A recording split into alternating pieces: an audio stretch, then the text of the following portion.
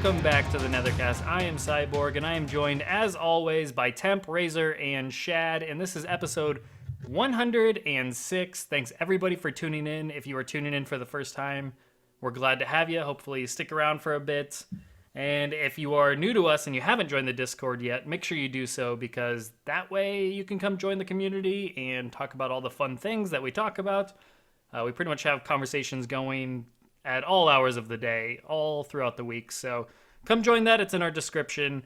And if you're listening on iTunes, it's in our description on the YouTube channel. So anyways, with that out of the way, so we're going to discuss some things, and we will give proper spoiler warning. So I will address this right off the bat. First, we're going to tackle Johnny Cage. So that way, if anybody wants to avoid all spoilers, we will just tackle Johnny Cage first. And that way you can duck out of here before we get into all of the leaks that have come out today and gone crazy all over like wildfire. And we'll kind of address that in greater detail and what's going on and everything we know based on, just all of that, and give our thoughts and opinions on that. So we'll give we can do that for the show, but guys in the chat, we can't always control what people type. So if you're in the chat, take heed of that. I mean, pictures we'll delete mostly if we see them, but if someone types in a spoiler in text, we may not catch that. And even then, it's a gray area anyway. So just take note of that. Yes. So I mean, we can't monitor the chat 24/7. I mean, that's just not possible. So if we're not around at the time, then you never know what might get spoiled. We have a spoiler section for that type of stuff, but not everybody's going to abide by that as much as we ask them to. So just kind of be aware of that. But yes, if you're the type that doesn't want even to risk it, then at this time you probably want to go dark in general, because not only on our Discord, but on any website you go to, or Reddit or YouTube, it's going to be a bunch of spoilers. So anyways, we will, like I said, I'll give another spoiler warning before we actually address all of that stuff. But for the meantime, let's talk about Johnny Cage and everything that was covered in his trailer, as well as the Combat Cast and some of the other news that came via the Combat Cast. So anyways, Johnny Cage. So thoughts on Johnny Cage. He easily has my favorite fatality in the game thus far.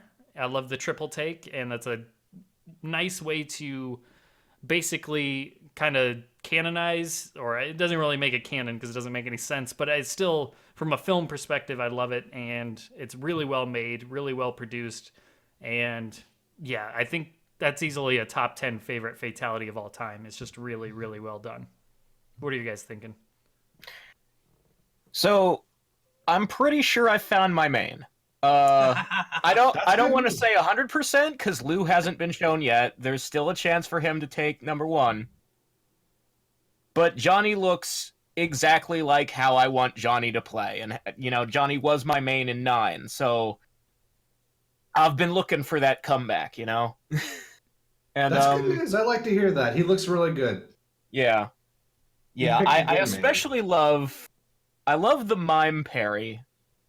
And I really like that punch they showed on the Combat Cast. The one where if you hit it twice and they're blocking, then it starts charging up.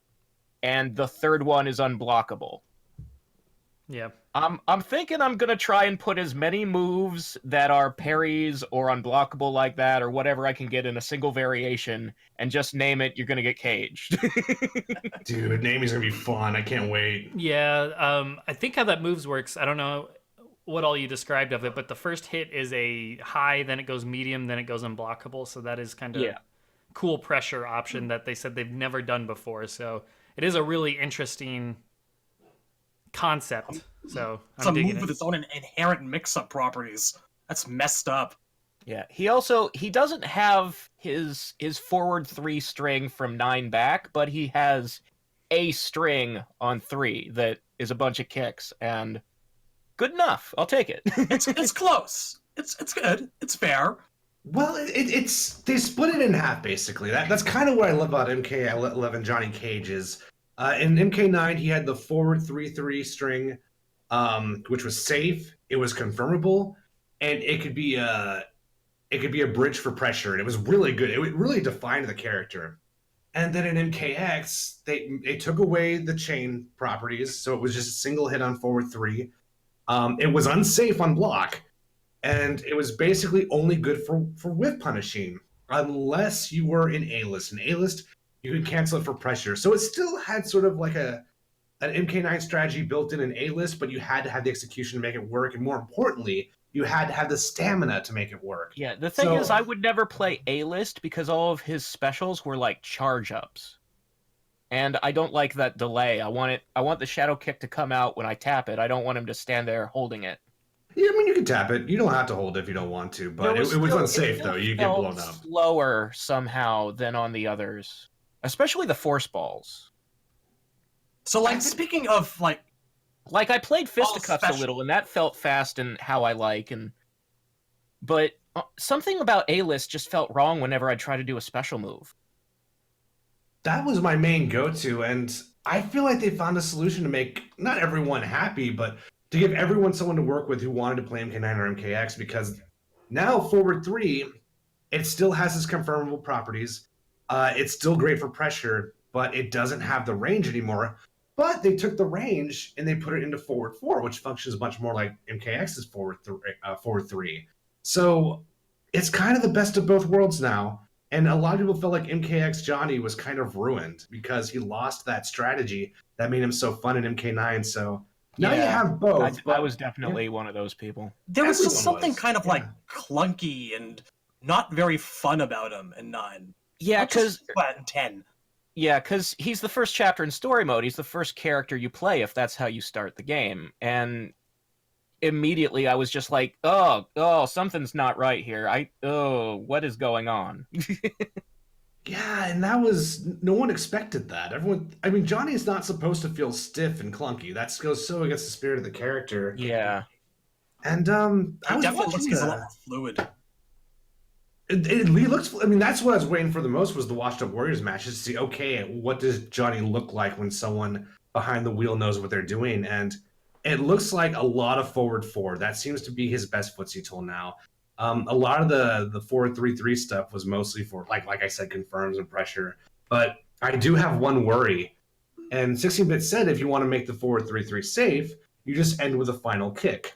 The problem is it looks like there is a hella gap between that kick and the first 2 hits. So if you can flawless block that, that's going to be a game changer. That's going to really hurt the character. So Yeah. we'll see how that turns out.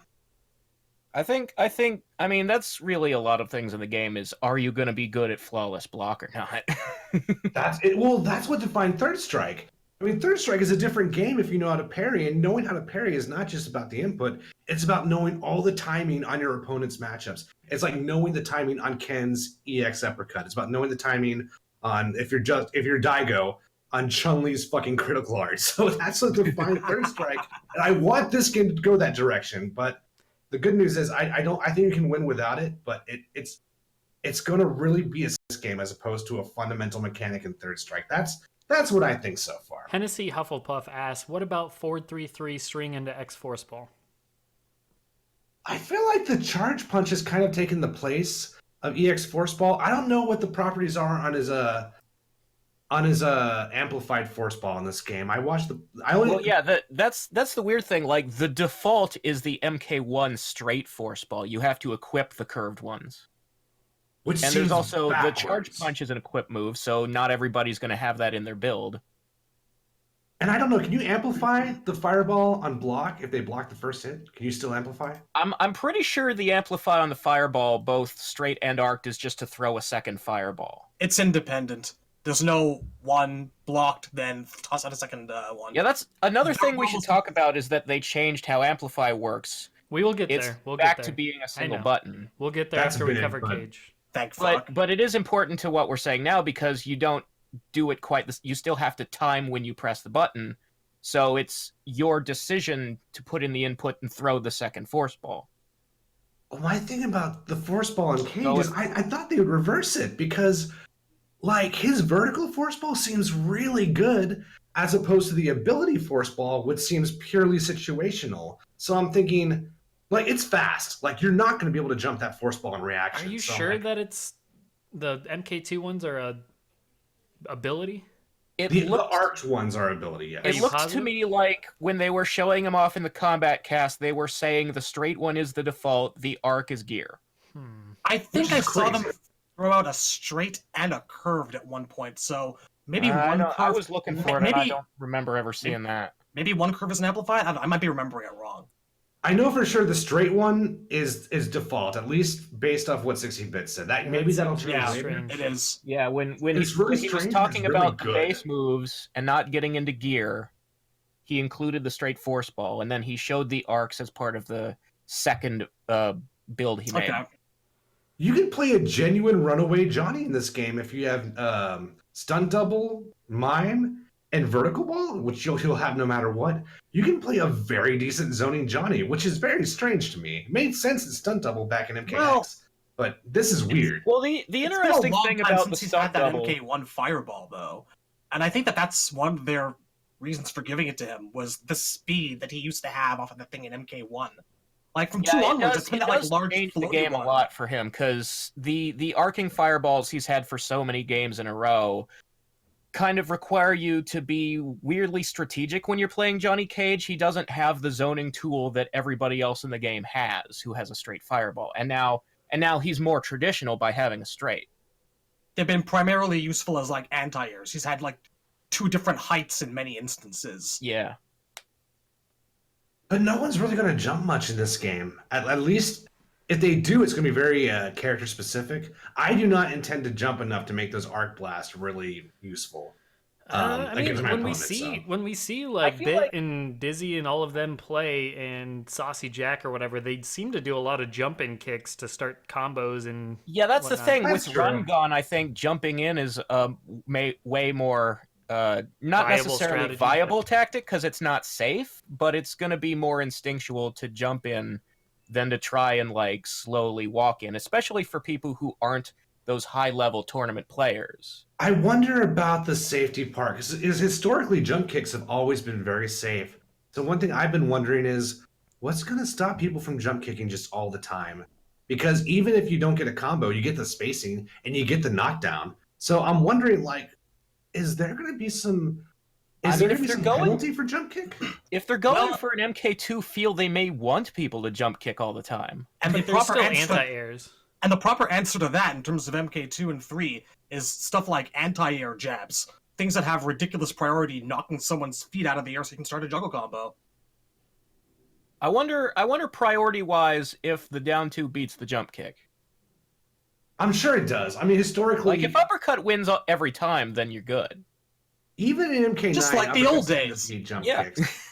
But you can't jab. Generally speaking, you cannot jab a jump kick in MK9 unless you were walking backwards and spaced it perfectly.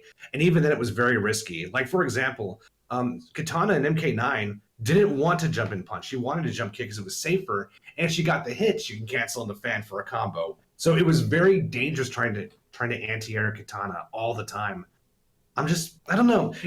Maybe if they buff uppercuts so jump kicks, now you just have to read the uppercut versus the jab. Okay, I can see that. Just we'll see. It's interesting. It's still very interesting to me. I don't know how to feel At about the it. brings up a good point in the chat. He says jump kicks will beat more things than a jump in punch. So yeah, they might vary the priority based on whether you're jumping in and punching to start a combo or just going for a quick knockdown. Yeah, because that's like a jump kick is usually not a combo starter. There's usually knockdown on it. Yeah. Depends, but yeah, I mean, there's some anti-airs in there as well. Even in the demo, there was some good anti-air potential that I was starting to do without even, just minutes playing the game. So I think there's still going to be a fine balance, but yeah, I think jump and kicks definitely will have more of a presence in this game, which is a good thing. And It's funny, until y'all said it, I forgot I could uppercut. I'm like, oh my god, how am I gonna deal with all these jump kicks? And then y'all mentioned uppercut. I'm like, oh, that's right. I think don't have they to jab. really want you to uppercut in this game. Those were one of useful the once few upon a things that time. just by itself gets you a crushing blow. So Yeah. It 'Cause wasn't even just MK9 though. Smoke's MK9 uppercut was garbage. It was like 19 frame startup or some shit like that. It was so bad. Yes, that's exactly what it was. And yeah, Ugh. as he was saying before, is I think you get a guaranteed crushing blow every time. If somebody jumps in with a kick on you and you get them with an uppercut, that's a punish. So therefore, it does the crushing blow version, I believe. So well, it's Interesting. not every time. Once you crushing blow a move, that move won't do another crushing blow. okay, but yeah, I mean, as far as Johnny, I was really digging him as well. Honestly, between Cabal, Jade, and Johnny, who are probably my top 3 favorites right now, I really, really, really like Johnny. So it's still probably not gonna be my main, especially if Razor mains Johnny. I still want somebody that nobody else is planning on maining, at least somebody that's more, known as the character that I'm looking for, like a Frost or a Cyrax, generally none of etc. us will like have the same mains as each other if we can help it. Yeah, I mean, when you get to like secondary characters, tertiary characters, then it's fine. But I mean, as far as mains, and I know Temp is the same way. He doesn't like to main somebody else's main, so to speak. It's for multiple reasons, but I mean, it's just kind of boring. Also, I want to see more characters. I never played Sub-Zero in X just because Temp always plays Sub-Zero, and I didn't want to have Sub-Zero versus Sub-Zero matches. Yeah, it's nice to have variety and see more characters played. So It's beyond funny all you mentioned else, that, but by the way. I think Because- Temp and I didn't get much of a chance to do much fighting in MKX, but I remember seeing that he was trying to use smoke, and I wasn't a big fan of like the smoke variation of Triborg anyway, so I was like, I'll let him have it, and I'll stick with Melina. Then he started using Melina. I'm just not gonna fight Temp anymore. How about I'll stick to my fucking Kano. Yeah, It's funny. We should have played at the end because I was using Reptile mostly by the final days.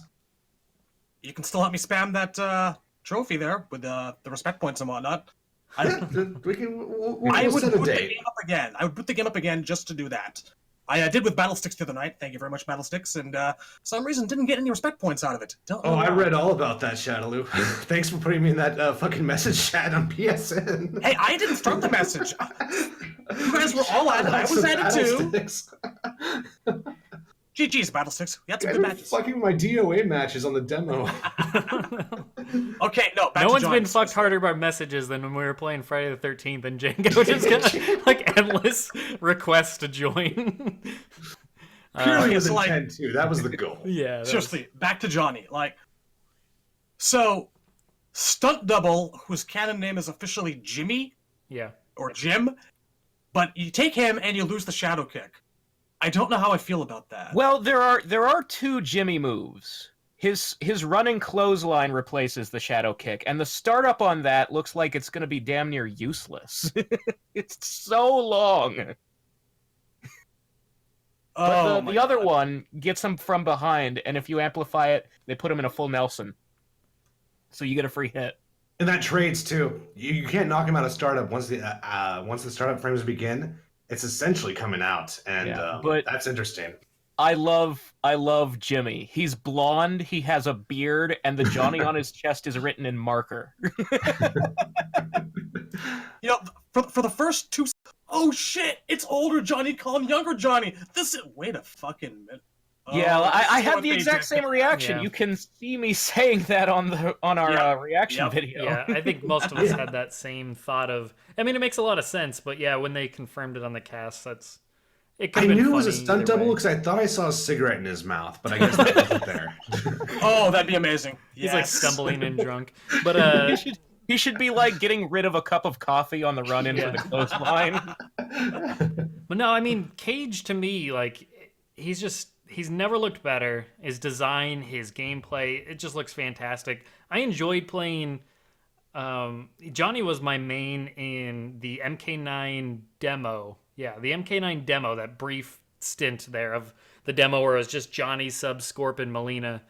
I played a lot of Johnny, more than I ever had in any other game. I was never much of a Johnny guy until MK9 demo, and I enjoyed him a lot there. Didn't really stick with him in the full game. I played other characters, but man, he looks like a ton of fun in this game, and I love his other outfits. All of his outfits looked extremely good. I love the early 90s, just the tank top, the light pink and blue, just the color scheme, everything. This character is just oozing with personality. They're doing so good with the characters in this game. I mean, to be knocking 'em out of the fair, park. every game since 9 that they revealed Johnny were immediately like, best character. They won. Like, I mean, he's good, personality-wise, yeah, at least. yeah. Like, They and, keep upping him, yeah. Andrew Bowen is obviously back as his voice actor, and I think, I said a lot of times that I really miss Jeff Pilson from 9, and I still do, but that's not to take anything away from Bowen. I think he does a great job as Johnny. Well, I also think he's gotten better too. I think he's improved. I feel like in X he had some stuff he could have worked on, but he's much better. He sounds much better now to me. Yeah, and they always they write the best dialogue for Johnny. And the comedic timing is definitely down. And I think even in the serious moments, like as far as story mode and my complaints about this timeline versus the old timeline, I always say that the one character who has improved, actually, is Johnny Cage. He is the guy who benefits the most from the reboot universe. And that continues to be the case. So what are your guys' fatalities like this? Oh, yeah, his fatality is crushing blow. So what were your guys' favorite... What was your favorite design of Johnny's so far? Because they showed off, 4 technically? You got his normal, director jacket, the street clothes that he wears. Then you have the tank top, the old 90s attire. Then you have the classic attire. The tank attire. top and the jacket are both shaders with an extra detail of his MK9 pants. Yeah. I mean, they're varying differences, but still, out of those 4, and yeah, you mentioned the last one, the varsity jacket type thing that he kind of a callback to MK2. Which one did you like the most? I think... It's difficult because I do really like the way he looks in that jacket, but I'm probably still gonna play, I think the MK9 outfit. And, when they did the tournament outfits in X, they're all sort of like outfits they wore in 9, but they've all been redesigned because they're we can improve this. Right. Every time Johnny's 9 outfit comes back, it's exactly the same because they nailed it on the first try. It's the only perfect outfit in the franchise. They did change the rectangles to white from the blue, and that's the one thing I wasn't crazy about. That's true. The pants are a little more MK4-ish. I can't not play a skin where you can't see his chest tattoo. So fair. That's kind of where I fall on it. As long as the tattoo is visible, that's a skin I'm going to use. I want to say that I'll use the 9 or the traditional outfit with the chest tattoo, because it is great, but gotta say, something about that late 80s, early 90s aerobic gear and the teal and pink combination just makes me want to throw on the Vice City soundtrack. You know what I'm saying? Dude, I'm right there with you. That's my favorite. I feel like 5 people in our chat started mentioning Vice City as soon as we all saw that. When they put on that, when they showed that outfit for the first time on the Combat Cast, that's when it was okay, now I might actually play this character because the style that they're putting in, I never thought they would take him in that direction. We were having a chat here like a week and a half ago about what things the MK characters would listen to, and we're just pitching back and forth ideas, and I was like, Johnny probably listens to the Top Gun soundtrack all day, all night, and I'm not too far off. It turns out, this guy he's definitely got good musical taste. It's wonderful. I think he actually makes a reference to something in one of his intro dialogues. Right, Hall & Oates.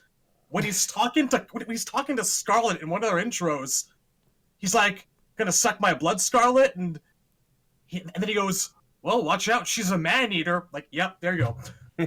Cage listens to 80s pop and new wave all fucking day. It's in his dialogue, it's in this outfit, and it makes me love him so very much more than I already did, and that's a lot. He's hungry like the wolf. He's already got the tank top. I want him to have a specific skin / shader or whatever that gives him one that looks like John Burton's or Jack Burton. What was his name from? Jack Burton, yeah. Yeah, Jack Burton from Big Trouble. With the weird Japanese design on it. Yeah, that would be so easy to just change it up to that. That'd be great. So no, I'm loving this character. He's probably my favorite revealed thus far in terms of the complete package. His design looks the best it ever has. Gameplay looks the best it ever has. Fatality, crushing blow, fatal blow. He had everything. It was in the win pose with the action figure. It's just everything's tremendous. I thought of you immediately when I saw that as well. I immediately thought of Cyborg. It's like a friendship. It's they have to put that thing out. We have to be able to purchase this as a collectible.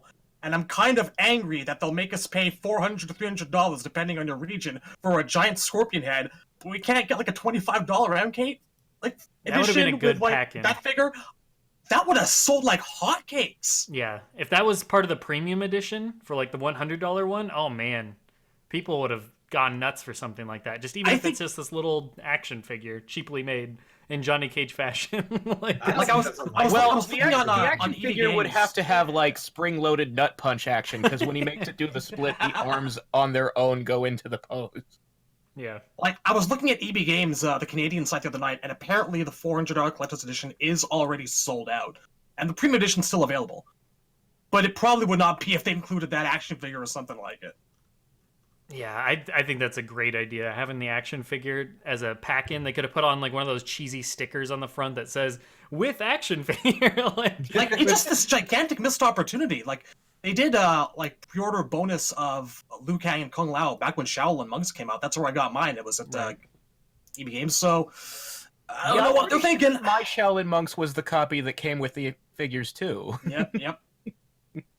Well, I just want to throw in 3 things real quick about Johnny. I feel like what's up?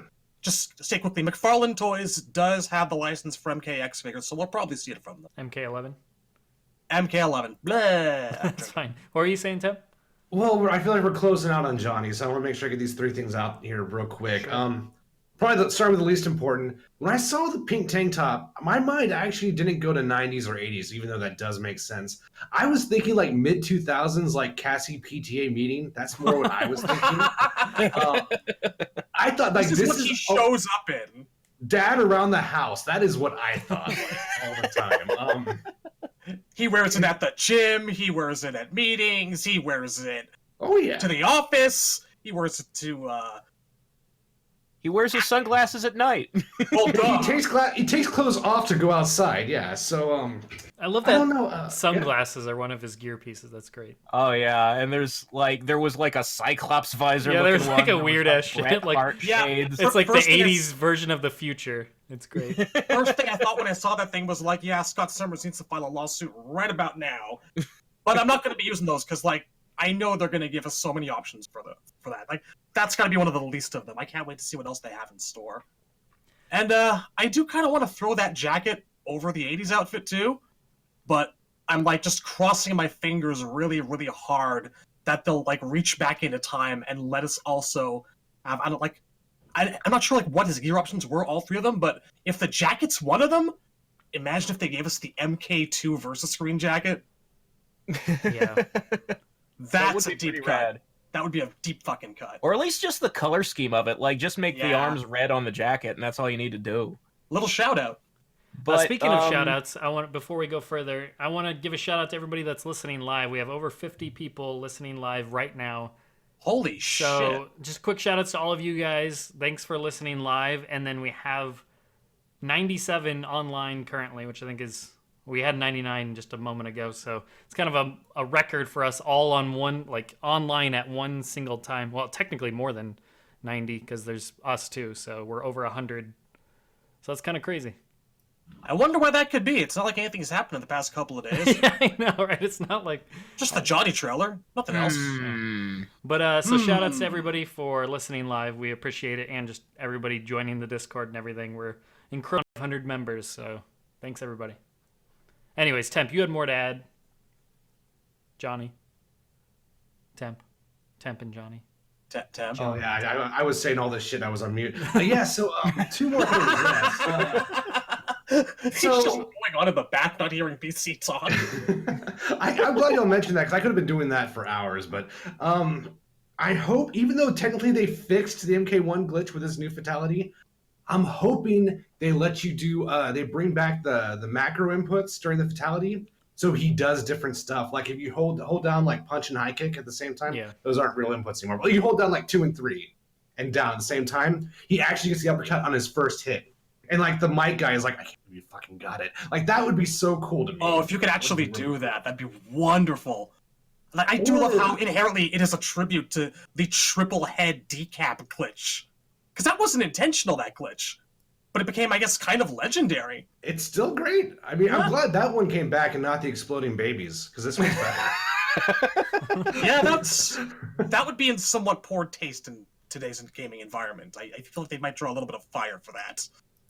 Oof. Yeah, and I mean, that's just the beginning, guys. You can like hold down a different macro, and he gets it on his second try, but he tries to play it off like the first one didn't happen. Like that could be fun to me. Like, or he'll say different quotes depending on what you hold on. It would be amazing to have variations to the fatalities back, because the old arcade games had multiple instances of that, like it taking 2 inputs to do subs freeze and shatter, or holding down on the combat tomb so they fall off the spikes. Conversely, though, you have to, remember not to add too many seconds to the timer or not make the first step repeatable, because I had a few episodes where it's like, I'm going to go off and get a sandwich. Just keep on doing the deep freeze until I get back. Because that shit would go on as long as you wanted it to. It was That's fun. true. Yeah, in the arcade, even in the arcades, like you could do that indefinitely and make people very angry. I'm pretty sure people have gotten punched because of that. Oh, it was the '90s. Everyone got punched. I got punched once over a game of Alpha. Anyway. Yeah, I got hit in the stomach, I think, because I put my quarter in front of someone else's gut. Well, anyway, but Arcades were a surprisingly rough place, kids. we could do an episode on just that, because I have a lot to say about my arcade experiences in the '90s. There was some crazy shit, and there's a lot of misunderstandings about the '90s arcade scene as well. There was magic, and there was also many, many drug deals behind the arcade counter. Yeah, it's where the kids who were skipping school were hanging out, so... Yep. And did you have a third one, Temp? Or did you cover it all? Temp? Was I muted again? My bad. Yeah, so... yeah, I did have a third point. Man, I was saying all that shit about the arcade scene, too. Anyway, but yeah, so... I liked his fatal blow a lot, and I wasn't really sure why. And I'm like, man, I love that fatal blow. And then it hit me that the final hit is basically an inverted version of Lee May's heel kick, and I got really depressed. So he also kind of it's not quite her cartwheel, but it's a cartwheel, so that stings hella bad. What I liked about it is that all the kicks had momentum. Like, he wasn't doing multiple things, he was doing a chain of one thing. Yeah. Until the award comes out, anyway. It's my favorite fatal blow still, but God, it feels like a kick in the balls. But I don't know. Anyway, I just want to get that off my chest. But that's all I got. I'll go on mute again. See, maybe he's learned things that he just can't share with the rest of us. So now he's just screaming them into the mic. So no, I think he's going into the shame cube for no reason. Like, he just feels he needs to. Oh, the shame. I'm done saying what I have to say. I'll go back in my box now. Let the people know. No, but I do want to say that I really do envy everyone who's got a rushdown play style that complements their gameplay. Because it's rare that I'm actually jealous as fuck of people for being able to use a character that doesn't really suit me, but here I really am. I wish I could main this guy, but Johnny's just never been one of my better characters, as much as I love him. I need someone who can teleport, I need someone who can do hit and runs. I can't do rushdown. But man, you guys are in for such a treat. All you Cage fans, you've got it so good right now. I think he might be able to do it this time, Shad. I think his zone is good enough, and I think stunt double has enough. The risk factor is balanced enough where you can make something like that hit and run style. I don't know. I kind of manage with Melina because she's got telekicks, and but we'll see. Also, I'll try everyone like I always do and see what pans out. Well, Cage, like almost every other character in this game for some reason, has a parry, so that's also going to factor into that. Why are there so many parries in this game? I was going to say, I can't wait for replay videos of 2 people using Johnny in a mirror match, critically low on health, and then just dashing in and doing mimes all over the place until it ends in a timeout. It's going to be wonderful. Okay, so moving on, next subject on the Combat Cast is they announced the beta to the beta, so it's a stress test, and it's going to happen on March 17th to the 19th. Was that right? 17th? 15th to the 17th. Sorry, 15th to the 17th. And if you haven't registered already, make sure you do so. It's U.S. only. It's for PS4 or Xbox only. So it's not, you can't do it for PC or for Switch, lols.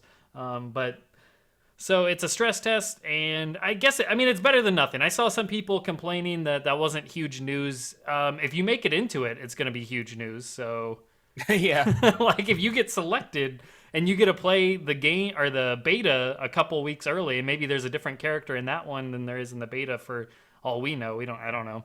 But you get to play it a couple weeks early, so that'd be cool. We don't know any idea of how many people they're going to have. Probably, it's got to be a reasonable number because it's got to be a stress test. It's not really a stress test if you have, let's say, 100 people trying their services. That's not. A stress test is meant to break it. It's meant to do exactly what it says it is. It's supposed to stress the servers so that way the online still works and everything is ready to go come time for the beta and then come time for the game. They are not the only ones that have done a stress test like this. A lot of other games do this where they intentionally bring people on to make sure that it's not going to break when they need it most. But yeah, so that's cool. I hope everybody registered on here, and it'd be nice if some of us got in. I hope more than anything, Temp and like Django get in, Down for, etc. Just the guys that didn't get to go to the reveal, I hope they get to try it. That'd be cool. We all have the beta 2 weeks after, so it's not like it's the end of the world if you don't make it in.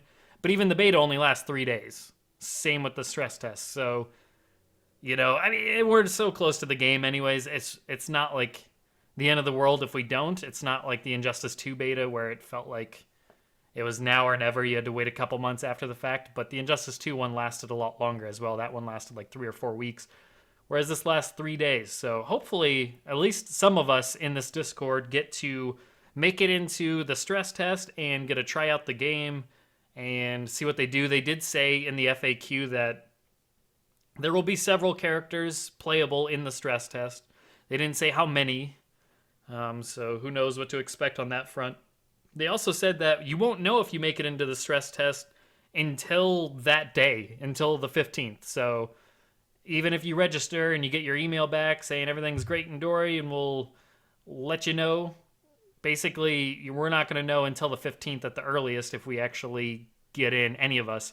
And it also said that it's going to come in waves. So they might bring on however many people on the 15th. And then the 16th, they'll add a couple, however many more. And then the last day, they might add even more. So it said it can happen at any point during that time frame. So just so everybody's aware, it is 3 solid days of being able to play. Because I think it starts the morning of the 15th and it ends like 11:59 p.m. on the 17th, that Sunday. So I'm excited for it. That'd be awesome. But yeah, more than anything, I just want the people that didn't get to try it yet, get their hands on it and just get some opinions out there. And if you're in Canada and you missed the cast, no, Canada is not eligible. Sometimes they do these things where it's North America only. They were specifically adamant. Tyler said, no, Canada's not included, so it is just USA only. Fuck you too, my fellow Canadians. Sorry. C4 asks if you have to pre-order to be eligible for the stress test. No, you don't have to pre-order. All you do is give them your PSN or your Xbox gamer tag and an email, and that's it. So you don't have to pre-order. Pre-ordering does guarantee you the beta though. So we'll always have that for anybody that does pre-order, which I would imagine all of us are going to do just because who doesn't want to at least get to try the beta, but so that's that news. And then the other little bit of info that we got, other than that, Kano is coming next week, so we have that to look forward to. And then they said something else will be coming next week as well. But the other bit of news on this particular cast was that the change in Amplify, as Razor was mentioning before, it's no longer going to be after you put in your button input for that special, unique to that special, you have to put in a different button input. Now it's just standardized. It's going to be on the interactable button. So not sure how that's going to work out when you're next to an interactable or how that... I'm sure they've accounted for it. I don't strike them as like that being an oversight on their part. That would seem silly that no one would think of that. So clearly they weighed their options. They didn't want to do block again for obvious reasons. They didn't want to do... Who knows why they didn't pick stance switch? I know we've mentioned that before as an option. but they chose interactable buttons. So yeah, we'll have to see how that plays out. What are people's thoughts, opinions? I know we've kind of weighed on this before. I'm super happy for it. Me too. I've always been of the mind that motion barriers are artificial difficulty. I hate anything that okay, let me put it like this. When MK9 came out, Ed said often that one of their driving design philosophies at NRS is that they want casuals, newbies, people who are not, like the FGC, to be able to do the flashy things. They don't want that to be behind a skill barrier. Being like good at winning is behind a skill barrier, but flashy moves is what you show up for. It's why 4 million people are gonna buy the game. So putting the amplifies behind complicated button commands does nobody any favors. It just turns every move into Jax's multi-slam, the move you never see anyone use. And there are people who complain about us judging it before we tried it. Well, first of all, some of us did try it at the reveal event. And second, it wasn't new. The mechanic existed in MK vs. DC Universe. And it were bad, y'all. Yeah, it wasn't great. One button is much better for amplifying or EXing or whatever you want to call it. And the fact that they've now made it at least a little more not difficult, but intuitive, I would almost say, in that you have to time when you press it according to when the amplify is going to come out. Right. I think that's... It's basically you do the special move and then you hit the button. Yeah, it's not like it used to be with meter burn. You're not going to accidentally be picking up a chainsaw unless you flub the input. It should be very safe. So Yeah, I have a question on that because Armon said that 16-bit said on TYM you won't accidentally do interactable because you do the input after when you're doing the special move, just like you guys were mentioning. But my follow-up question to that would be, if you do, like, say you do back forward 1 as your special move, and then you press the interactable button, what if you just wanted to use the interactable and not amplify? Are you still in recovery animation maybe? That's completely determined by the timing of when you press the interactable button. Like if you press it when you were still in the animation, you're going to get the amplify because you couldn't have picked up the chainsaw anyway. Yeah, I could see that. So you're just locked in your animation at that point anyways, so it won't affect you. Temp, where do you stand on this? I mean, overall, I'd say it's a good thing, but like, I'm not lighting Roman candles or anything. I was fairly neutral on this from the beginning. I think they both have their merits, but yeah, I never played the game, so I didn't really have a strong opinion. I think games should be intuitive. It should not be because I mean, memorizing is some of the most time-intensive part of a fighting game. Like, you can do a combo, but 2 weeks later, if you don't remember the inputs, it doesn't matter how good your execution is. Good execution isn't going to make up for my shitty memory. So it's a time saver for a game that I intend to play at least 5 or 6 characters in the beginning.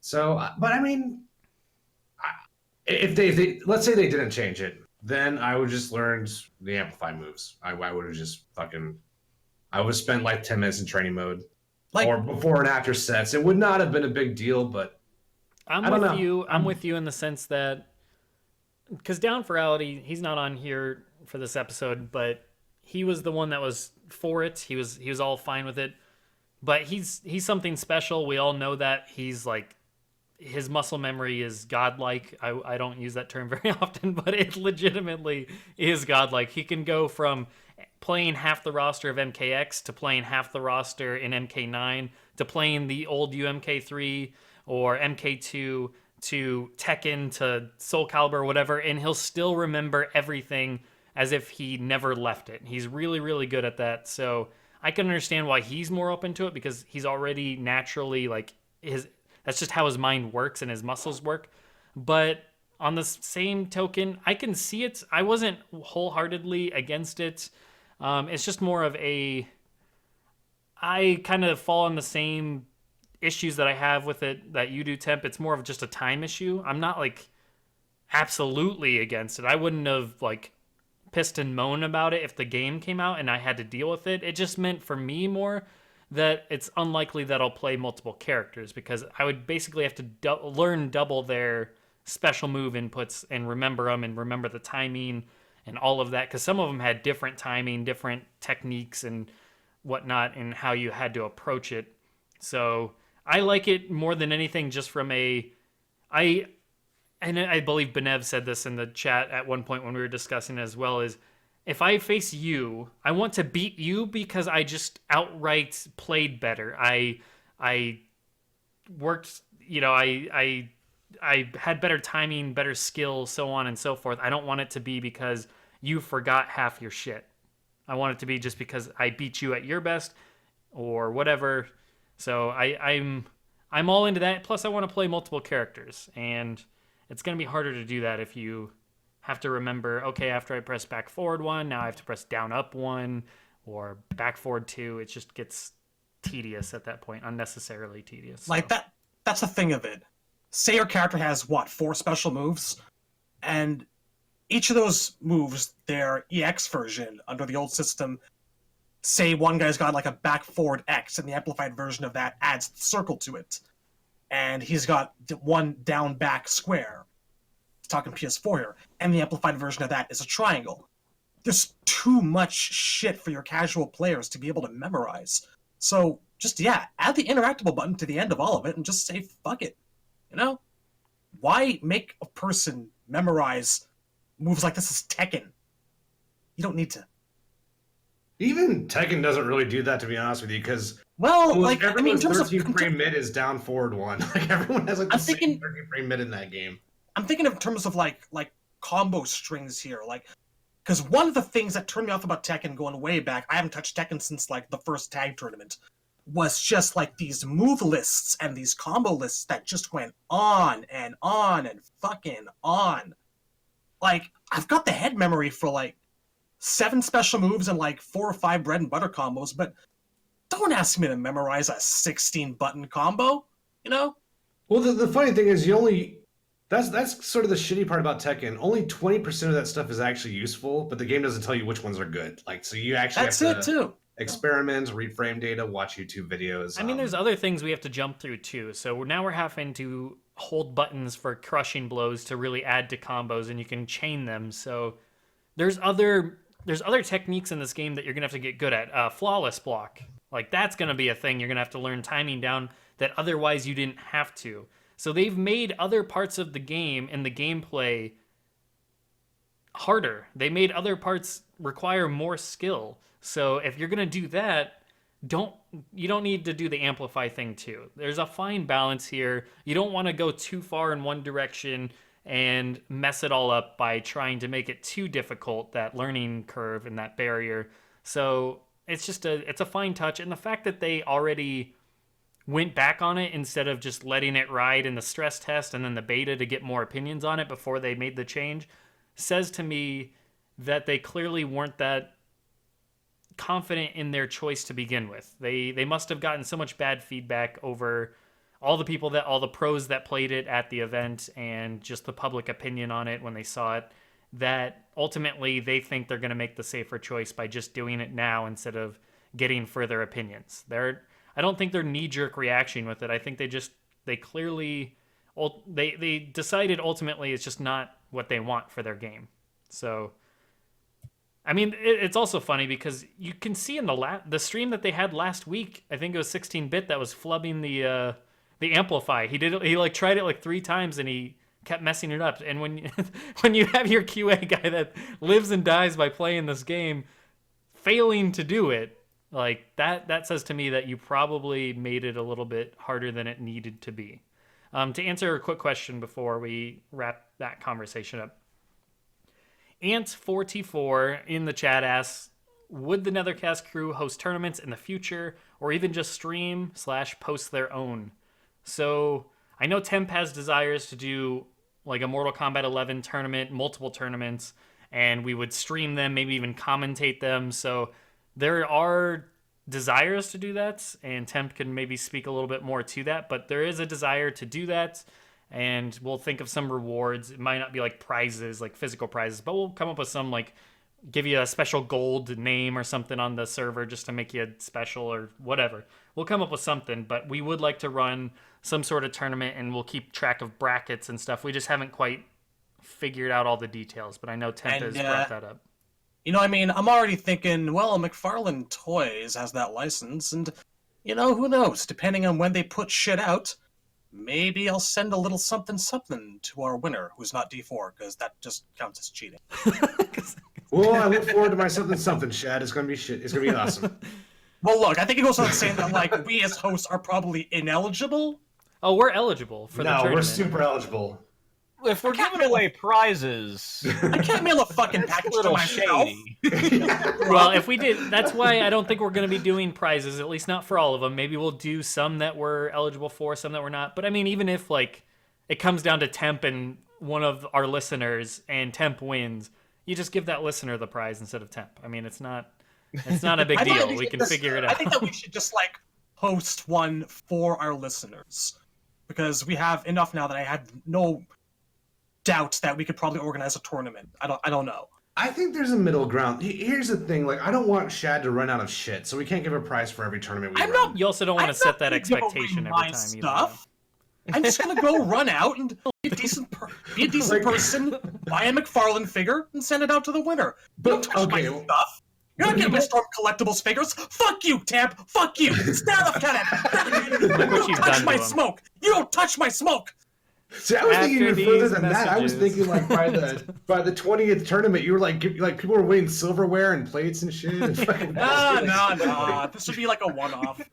No, we'll figure it out. You guys can buy gift cards to Denny's. We'll figure it out. Either way, there are definitely desires to do that, do King of the Hills and stuff, but we do have aspirations to run tournaments. So there's more on that to come. We still got to sit down and like hammer out the details, but we definitely want to do that because we have a lot of skilled players in this community alone that we've played with, and I would love to see what happens. And I know Temp is going to take this game super seriously, and Down 4 is just naturally good, and we got other really good players in the community that I want to see how they fare. So there'll be something. Bragging rights, shout-outs, whatever. We'll figure it out, but we'll make it fun. At the end of the day, that's all that matters, is that it's fun for all involved. So yeah.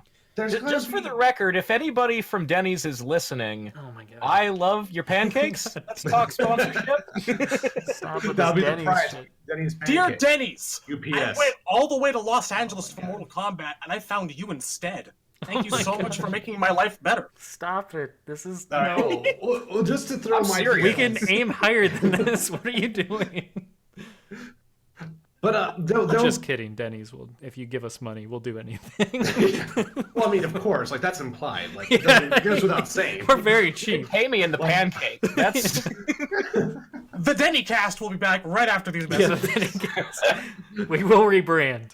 We will make our logo a pancake, but But for the all right, I guess if people want like some like a time frame on what to expect for the tournaments, I would not expect anything till at least 3 weeks after release. That's fair. And even then, we want to run some like test tournaments first. Yeah. I don't want to do any sort of open registration until I see how the test ones go. And I mean, those will probably be like, we're going to pick like 15 people, say, hey, can y'all show up for a tournament? Then we'll try it. And not only will that let us know how long it takes, because that's what I'm afraid of, like that 60 people are going to fucking enter. And that, people are about, I mean, we're going to have to go in the honor system. We can't just watch every single match that happens.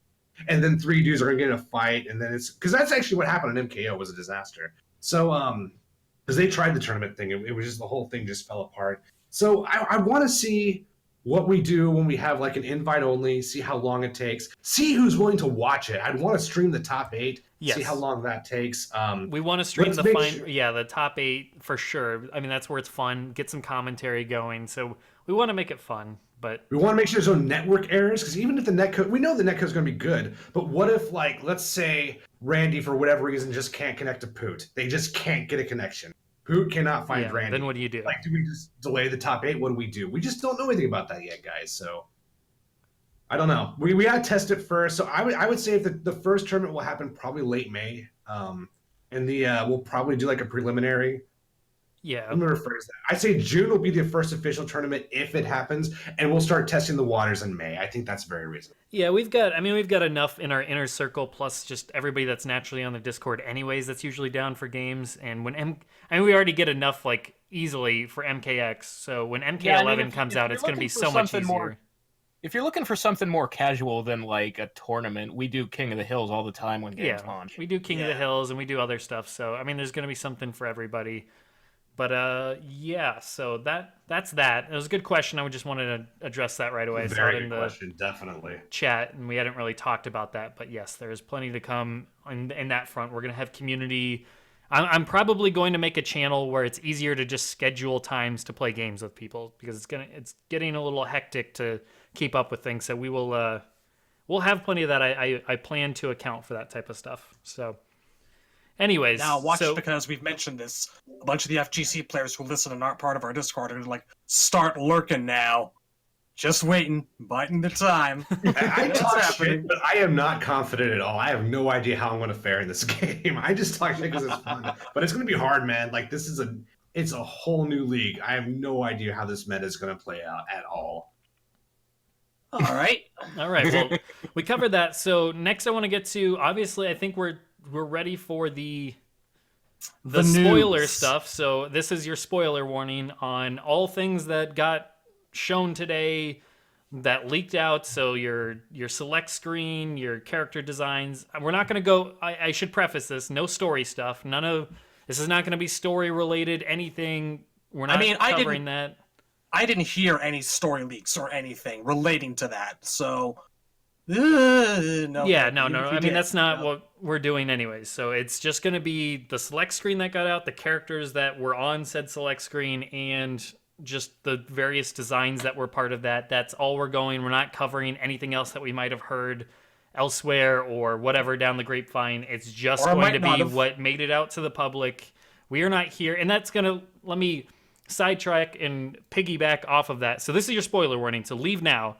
But, yeah, so piggybacking off of that, speaking of not wanting to make things public that we may know about. So I say this just to be completely like transparent, or at least transparent enough with everybody. Some of these things that got released, some of us had seen before. Like, this is not new to some of us, and not going to say how or when or why or whatever. But the point is, some of this stuff has been out there. It's been in the public.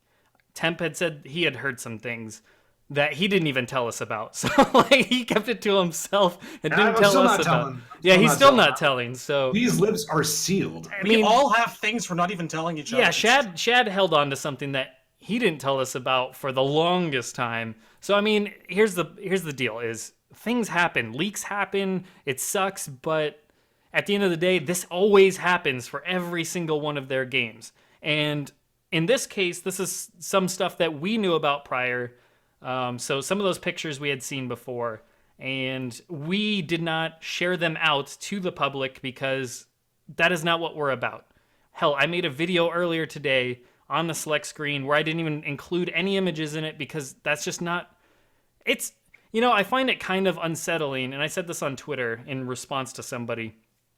I find it a little unsettling that some of these big sponsored YouTubers, content creators that got flown out to the reveal event, like on WB's dime, and then they met NRS and signed whatever contract with them to be a sponsor and to get specific, special treatments. They're the ones that are going and spreading this shit and putting up their videos with it in the thumbnail and the characters' names in the title where people can't even avoid it. Just being on YouTube, they can't even get around it. They have no respect for the community. They have no respect for the creators, for NRS, the people that they shook hands and took pictures with. It's just, to me, that is mind-boggling, and that frustrates me from a community standpoint that WB still sponsors these people when they're actively doing whatever they can to just further their own cause and motivation And I get it. Content creators, they're out, they're making money off of this, so they want a bigger following. That's not what we're about. After being able to go to the reveal event, I'm happy. There's a reason why I haven't even made a lot of videos lately, is because I could not be happier and more content with what we have as a following. I love you guys. It's the support, but it's just ridiculous. I find that extremely ridiculous that it's the usual suspects that still just do that shit, and I don't understand. These are the people that like Ed Boon. Dude, Ed Boon He's still remembering the fucking boots from MKX. Yes, He's calling him Ed Boots in the back of his mind. No, but seriously, it's I don't understand how you do that. How do you meet these dudes and then do that to them? Because that's they want this shit to get out. So if you get, I guess ultimately my point, if somebody gives you these pictures, if somebody tells you this information, keep it to your fucking self. You don't have to be the one that spills it out to the public. If leaks make it out, which they always do, and you keep it to yourself, or you keep it to a small little community, and you don't go and fucking say, throw it up on game FAQs, or throw it up on Reddit, or throw it up on whatever website or whatever bullshit to just let it loose amongst everybody. Good for you. Don't fucking be that person. Don't be that guy. So whoever was the one that's like, I'm going to start sharing these publicly, fuck you. Now, I want to just say that there are a couple people out there we know in the community who have made who've made decisions on Twitter to not discuss this stuff, period. Brusk said he wouldn't talk about it on Twitter. I believe the Combat Tether guys said that they're not going to talk about them. I think that we're going to go in depth here and talk about them, but only because that information is everywhere now. It's absolutely all over the place. Faster than you can nuke it from orbit, there's screenshots flying around left and right. So we didn't go forward with any of this stuff out of respect for NRS. And what we knew, we kept to ourselves because of that respect. And that respect is still there. And we'll see what comes of it. And there are rumors about where these things originate from that I'm not going to get into. I think, we're not putting anything in our thumbnail. We're giving you a spoiler warning. Yeah, that's it. We're doing our due diligence on this. We're respecting the community, unlike certain people. And this those is the people first just time care either. about getting their clicks and views, feeding the algorithm to make their money. It's the same reason I don't make videos on potential leaks. It's because once it's out there and it's been confirmed, there's nothing we can do to stop that. We can't put out those fires. So at that point, there's no reason why we shouldn't talk about it. But there's a big difference between covering what's already out there and not spoiling it, and being the person that puts it in the thumbnails, to put it in the titles, to share them, the actual pictures, to encourage that, and also to be the one that specifically upsets that apple cart to begin with and says, here, everybody, take it. Just initiate Furiosa Fury Road or whatever, Mad Max Fury Road, and turn on the water faucet for everybody else to drink from. No, that's not cool. And I feel you could probably make that argument that maybe we're being a little bit hypocritical here by condemning people who are going forward with these things when we've seen them already. But no, that's the key. We saw them and we chose to keep our mouths shut. And we're not forcing anything on anyone either. I mean, the only way you're going to get a spoiler from us is if you click on this video, listen to the warning, and ignore it. That's the only way we can spoil anything for anybody. So this is a long 10-minute spoiler warning alert. I'm going to have a smoke because I feel like I might be 5 more minutes. I'll be right back. I mean, I'm pretty much done. But I'll add to that too, because here's the thing: we have to talk about it, because if there's real substantial content out there and it reaches the point of common knowledge where everyone knows about it, it's our job as analysts to talk about it. We have to, because that's that's the whole point of this show, is to take content and evaluate if it's good, bad. Yeah, if it's changing, if it fits, that's what we do. That's why we exist. If everyone else in the world knows about something and we stick our heads in the sand and ignore that it exists, then we're not really discussing it, and that's what people tune in for. They want to hear us discuss stuff. Right. So, it's, like I said, it may be a fine line, and you may see it that there is no line, that anything is stepping over the boundaries or none of it stepping over the boundaries. But to me, it may be artificial or whatever, or maybe, on a moral high horse. But to me, I think there is a fine line between being the one to spread the information to begin with when it's not currently out there. That's just like, here, everybody take this, and throwing shit up on Reddit or game FAQs or whatever, and just trying to start that fire, and being someone that just keeps it to yourself or keeps it to your close-knit circle or whatever so it doesn't get out, like whatever. But and also it's not just that, it's also, like I said, it's the people that throw it up in thumbnails and put the names in the title, because then it's so hard to avoid that shit. Then you're basically saying everybody that likes to go to YouTube and visit, or listen to their favorite YouTuber or whatever, well, now you gotta walk through a minefield because you might see it in a recommended video, a bunch of names listed, and that's just not cool. So whatever. But anyways, that's the end of that rant and frustration. But I'm also pretty sure the leak came from Mike Boone. I'm almost 100% sure. yeah, I don't know if that's gonna get him into DLC like you hoped, though. Like, I don't know if you haven't noticed, Mike Boone is kind of like my version of Frank Stallone, so I'm going to keep pushing that as much as I possibly can. Clearly. So we'll see how that goes. Do we need a Mike Boone emote to go with the Paolo emote? Oh, that would be sick. Let's do it. Do it. But that was also part of why I said, some of this we had known before, because you didn't know that we knew it before because we don't fucking talk about it. Or stuff that we knew last week or the week before that, guess what? We didn't talk about it, and we still haven't talked about it because that's just, it's just frustrating. But anyways, I'm stalling for Shad to come back, but we might as well start talking because I don't know how long he's going to take. But let's translate. Well, how do you guys want to organize this? Do y'all want to roundtable this and talk about what we think is good and what we think is bad? Do you want to start with a specific aspect of the leak that you think is most important? How do you guys want to go about this? Let's start with the select screen, I feel like. So the leak is a few shots of character designs and also an unfinished select screen. Yes, and this is all work in progress. I want to throw up that disclaimer as well, so don't judge anybody. I said this in my video as well. Don't judge the way the characters look in the select screen or the way they look in some of these designs. The select screen more so, because the select screen, you can tell, definitely looks unfinished. A lot of the characters aren't even wearing their masks or whatever. There are empty boxes and also characters who have masks or face gear. Their gear is missing. So... And some of it looks bad. How do we want to talk about the select screen? Do we want to start at the top and work vertically, or? I mean, let's just go character by character. So okay. I was afraid you were going to say that. That could if we do 4 perspectives on every character on the select screen, that might take a while. Well, I mean, I feel like a lot of these, there's not much to say on faces, so okay, we're not okay, so let's start with one and see how it goes. So let's start with Jackie. She's at the top. So Jackie's in this game. We already knew that based on the Steam leak. So that's already well known out there that Jackie was likely to be in this game. There she is in a clearly unfinished form. She doesn't look bad. My only thoughts on her... Go ahead. She's got loose dreads now, but they're kind of short.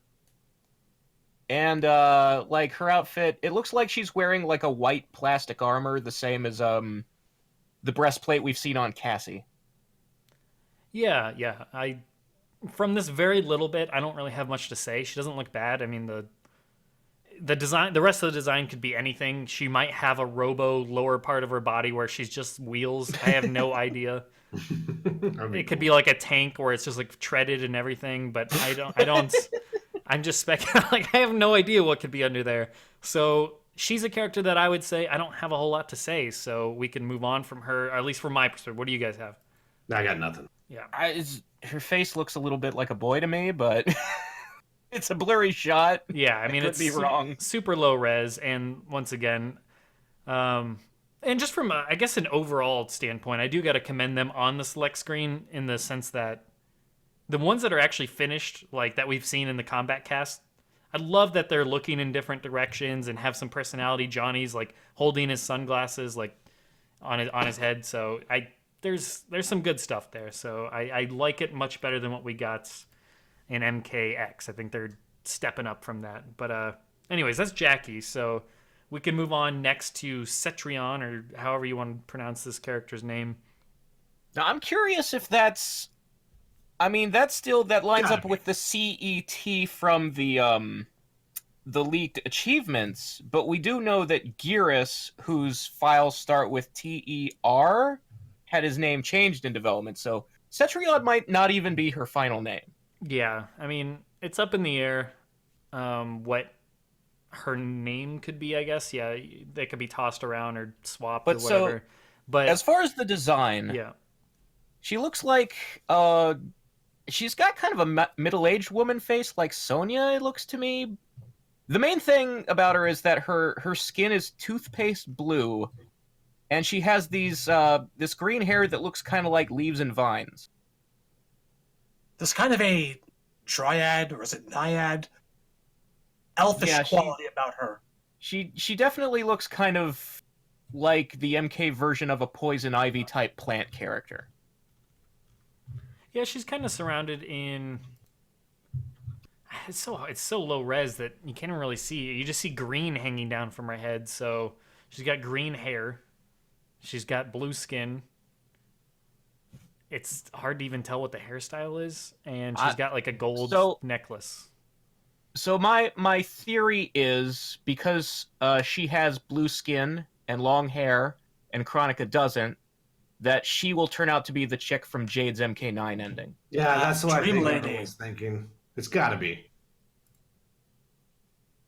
See, a few of us, myself included, were actually thinking that like maybe Dream Lady Jade Ending Girl was possibly an early development version of who turned out to be Kronika.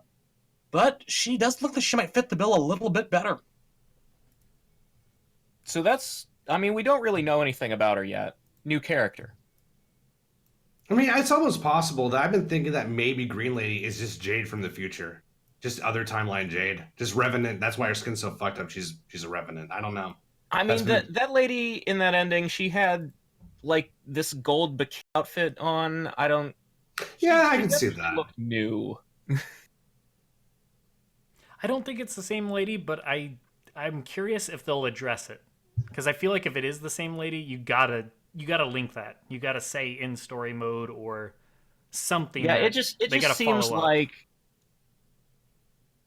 I don't know, it seems like there's a possible connection there, because we have been feeling like the endings that have Jade in them for the past 2 games have been leading to the time travel story, and that's the story we're getting now. So sure, it's an assumption, but it feels more likely than that being an early design for Kronika, now that Kronika is so bald.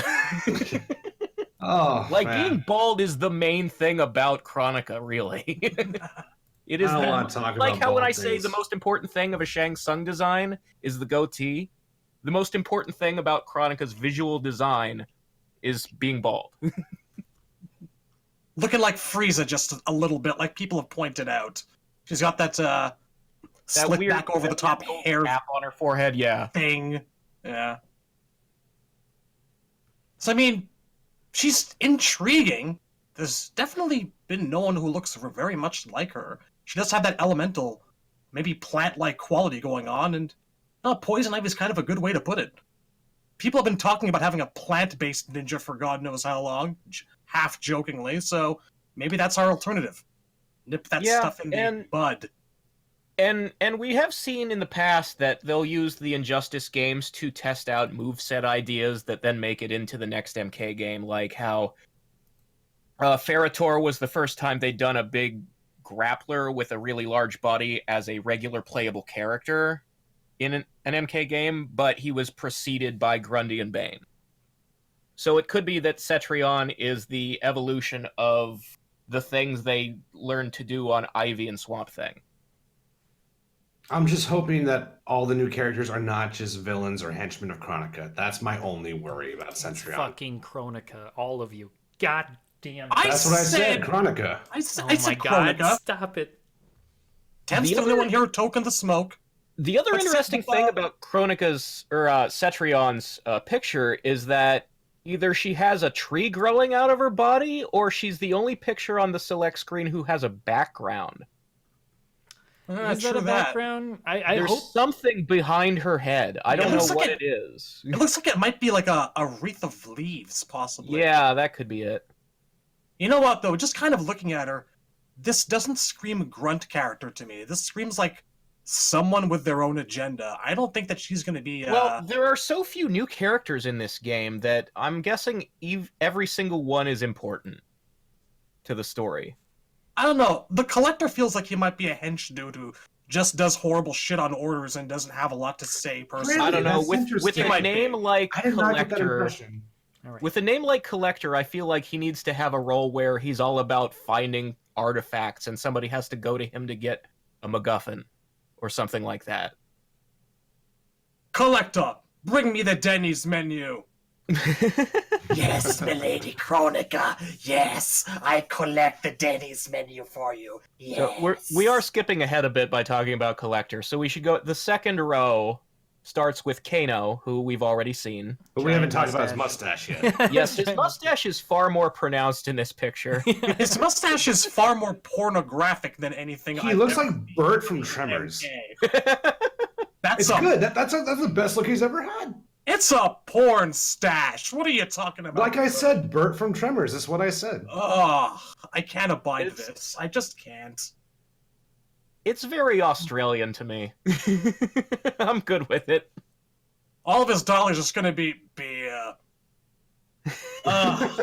No, I'm not cool. I'm not cool with it. It looks wrong. It might be a little too weird. bushy. I feel like I feel like Kano's more of a rugged stubble guy in my head. That's I it. don't You know know, that he needs a full It's beard. very clean. Yeah. this is not a look Kano trims to perfection every morning. Kano doesn't trim shit to perfection every morning. Kano rolls over out of bed and gets a beer at 2:45 p.m. That's what Kano does. That's fine. I don't know, So next to him is Gearus, who we know, Yeah. and next to Gearus is Frost. Who wants to talk about Frost? Okay, let's get this straight. You look at this menu, and you got people like Aaron Black and Jade, who are not wearing masks. And that right there should be your warning bell. Cabal's not wearing a mask. Sub-Zero's not wearing a mask. And what's Frost's number one defining feature? It's the crystalline hair. The crystalline hair, which she is suspiciously, and it has not gone unnoticed by many people, completely lacking of. She's bald as Dr. Evil or Kingpin. And She looks like, honestly, she looks like Blue Chronica with a surgical mask, except the surgical mask is robotic. she's like She's Darth- got the same neck thing that Chronica has on her outfit, the really tall tube-like collar. Yeah. She's like a blue Darth Vader from Return of the Jedi, just a little bit. I was thinking Malik from KOTOR. Yeah, that's I can see it. But my point is, yeah, like the hair is obviously got to be gear. We already know that a lot of the defining gear attributes of these characters, like Baraka's blades, or Kano's knives, or his chest piece, they're all big things that people want to customize and make their own. So, if you look at the select screen, people are missing their defining trait or some of their defining visual attributes, and and Frost's hair is no different. She's Yeah. bald, and this because these are like placeholder images for the most part without gear. You're gonna like, be able for to example, fuck around with Frost's hair. Yeah. Sub-Zero doesn't have his mask on in this picture, and we know from the select screens we've seen, the official ones, Sub-Zero has a mask on. Cabal, left, right, center. Oh yeah, Cabal Jade. does not have his mask. Aaron Jade Black hasn't doesn't have his some. mask. So yeah, like that's very probably all that's going on with Frost. She's bald because she doesn't have her head hair gear piece equipped. That's probably all there was to it. If you really think they're gonna make Frost completely bald, I don't know what to tell you. And I don't want to insult your intelligence, but I mean, eesh. And Come this on, is skipping folks, have ahead a some little faith. bit. Crazier Have some things have faith. happened. I Have just some want to faith. say, this is skipping ahead a little bit to the other screenshots that leaked, but we know that some people have like 30 to 50 pieces of a gear item. So if her hair is gear, that's a lot of hair. Yeah.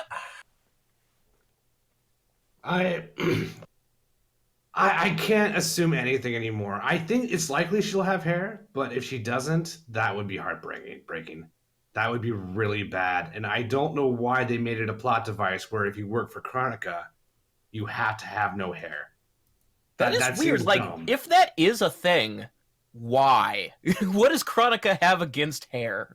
I'm not even joking. I think they're maybe trying to do a Nazi allegory. Like, I don't know. I was I thinking think maybe you're reaching in a little bit too much. I don't know. Well, then maybe give me hair hair. interferes with the time travel process, like how you have to be naked to time travel in Terminator. Or maybe she's just crazy, like OCD hygienic. That It's could be like, it. Howie Mandel.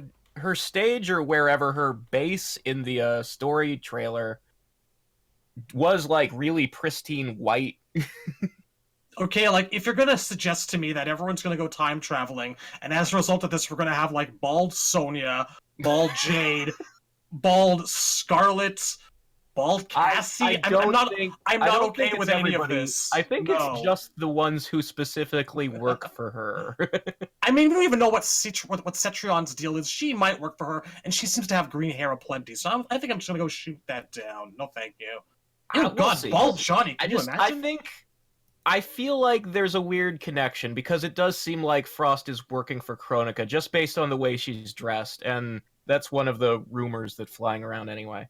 My bet's on just gear for the headpiece. She had frosty hair back in MKX. That was one game ago. They wouldn't deprive her of that. I'm sure of it. Well, of course, even if she's bald in her primary, she'll have a classic skin to show how she got that way. The important thing is that it's going to be there. They're not going to start the story with her having shaved her head off screen. That doesn't make sense. Enter scene. Bzzz. The Revenant system works in her favor, for sure. That helps us demonstrate that you can have completely different appearances.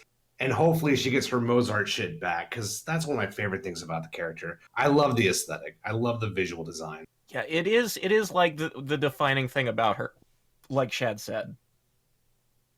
The other thing is just, like, you need a classic outfit because this one doesn't look like a ninja.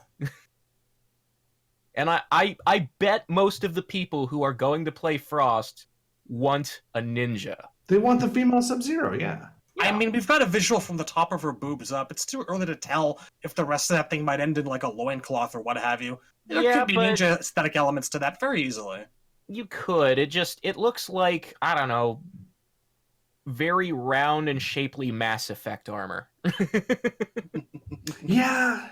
Well, even the Collector kind of gives that vibe to an extent. He kind of reminds me of the Garrus species a bit.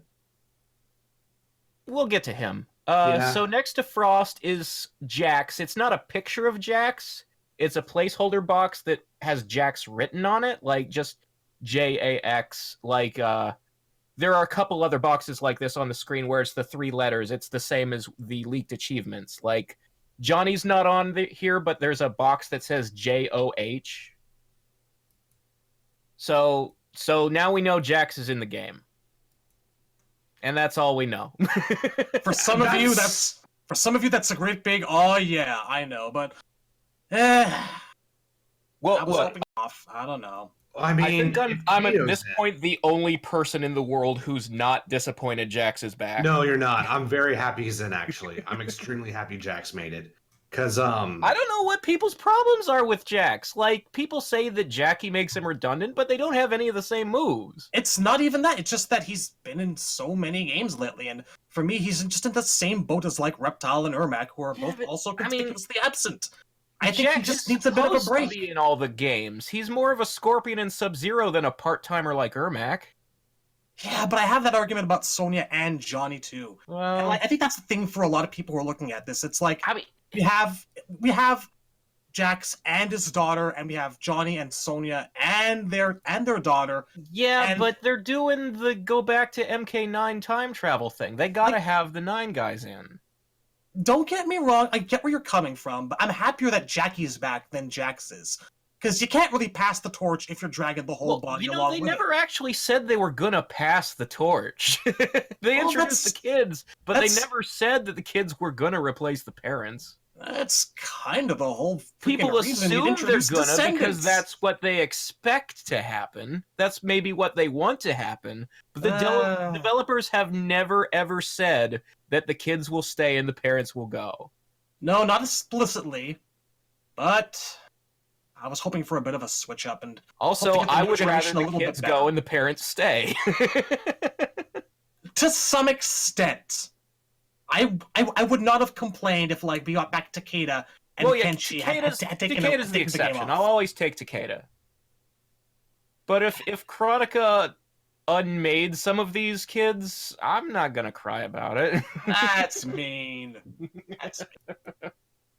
But I think that they brought Jackie back specifically because she had a lot of critics, and they probably really wanted to show us what they could do with her. Yeah, if they're gonna improve her, I'll give her a chance. I'm not saying I won't.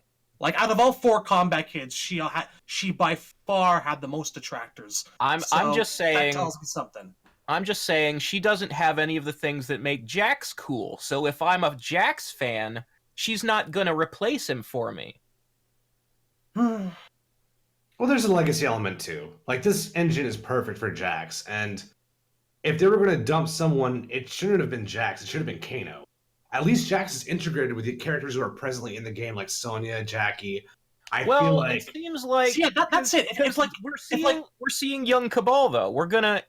There seems to be at least 2 stages set in Russia, and one of them is a Black Dragon club. So it seems like there's gonna be a lot of like Black Dragon stuff in the game.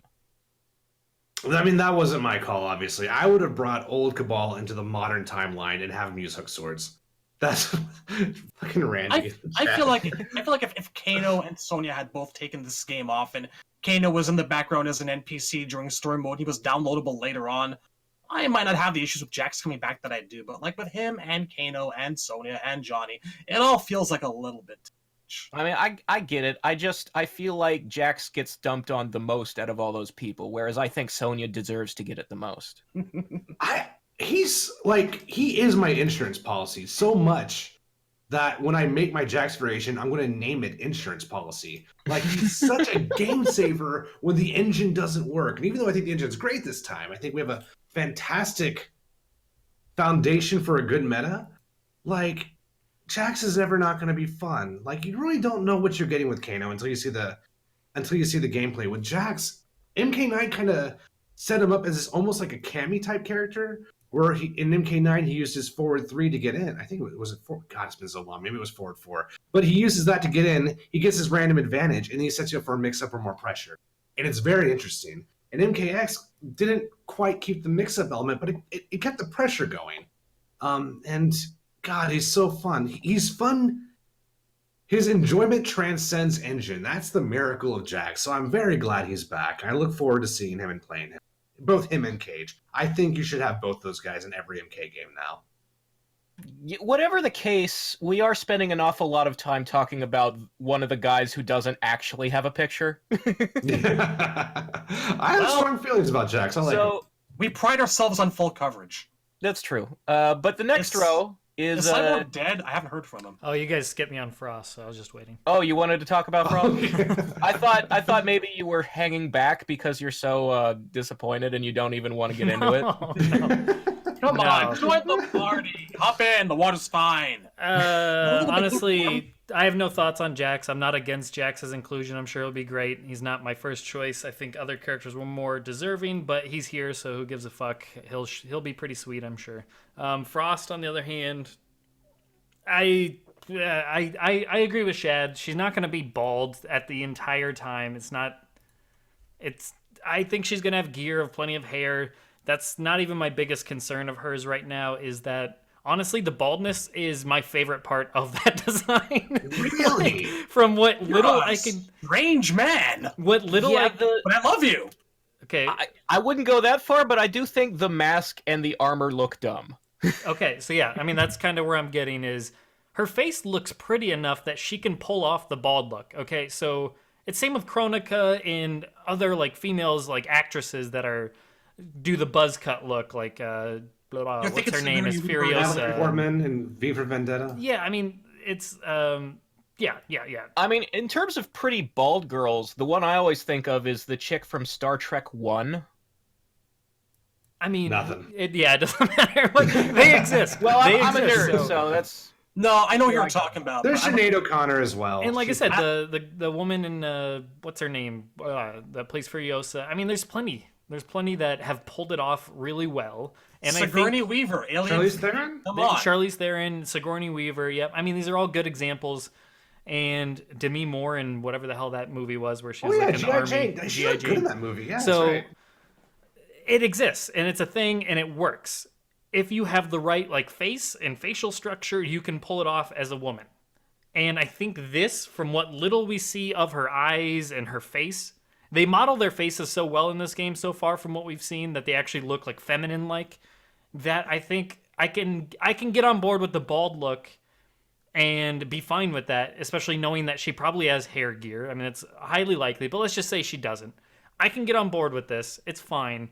It's the rest of it that's not doing anything for me, and honestly, it just looks disappointing. Her mask is like paper thin, and it's like vacuum formed to her face. I don't like that. I want it to actually be like the other ninja masks, where it has substance to it. It's thicker than that. It just looks weird. I mean, if you look at Scarlet's or Jade's and then look back at hers, it just looks so tiny and dainty. I don't know. It doesn't fit right. It's and then certainly odd.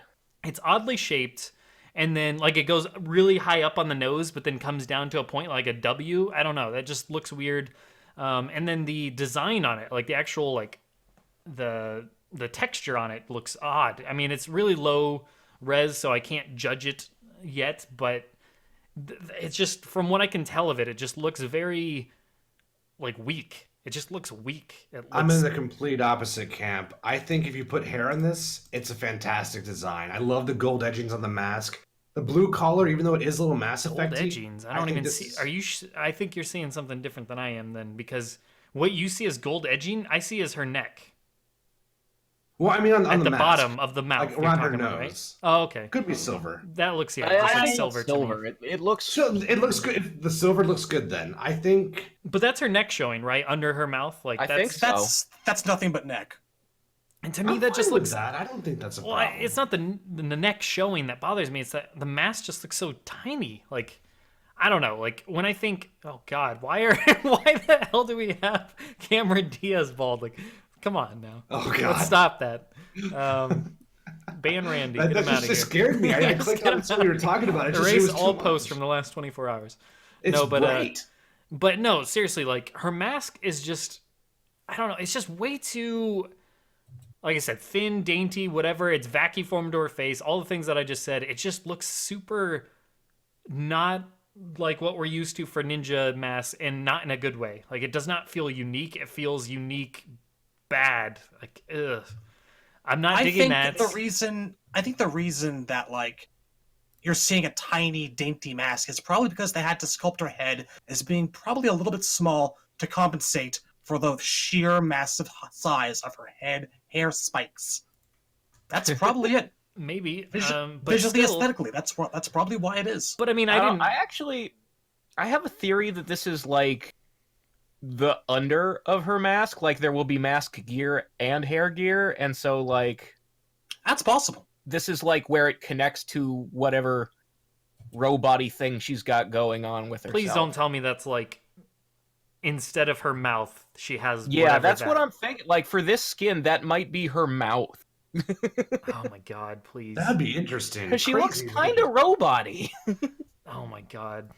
You're killing Look, us. she'll have another skin with a mouth. She'll have like a Deadly Alliance-y classic ninja skin. She'll have two You mouths. only use that one and you're fine. We've But seen from a human story's cabal. perspective, I don't know. The man. entire Look, we don't time know I what played that's going to apply. MKX, the entire time I played MKX, I never used Liu Kang's primary. It's possible to go your entire life with a game and just use one skin. It doesn't matter what the others look like if you have a good Well, one. I'm not worried about like her not having appearances that I like more than, and I'm getting to the rest of it, but like, okay, let's move on down to the rest. Let's move away from her mask or mouth or whatever the hell that is.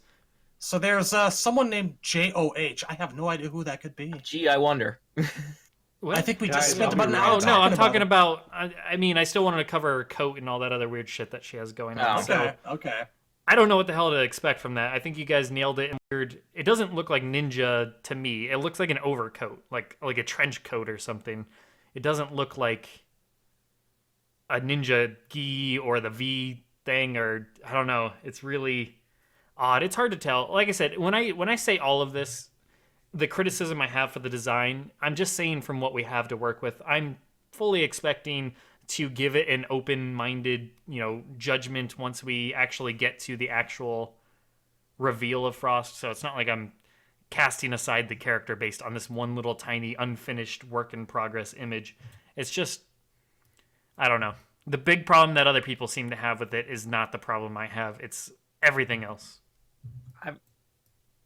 But I don't know. It looks a lot like Chronica to me. Like Chronica's design looks like a person wearing a vase.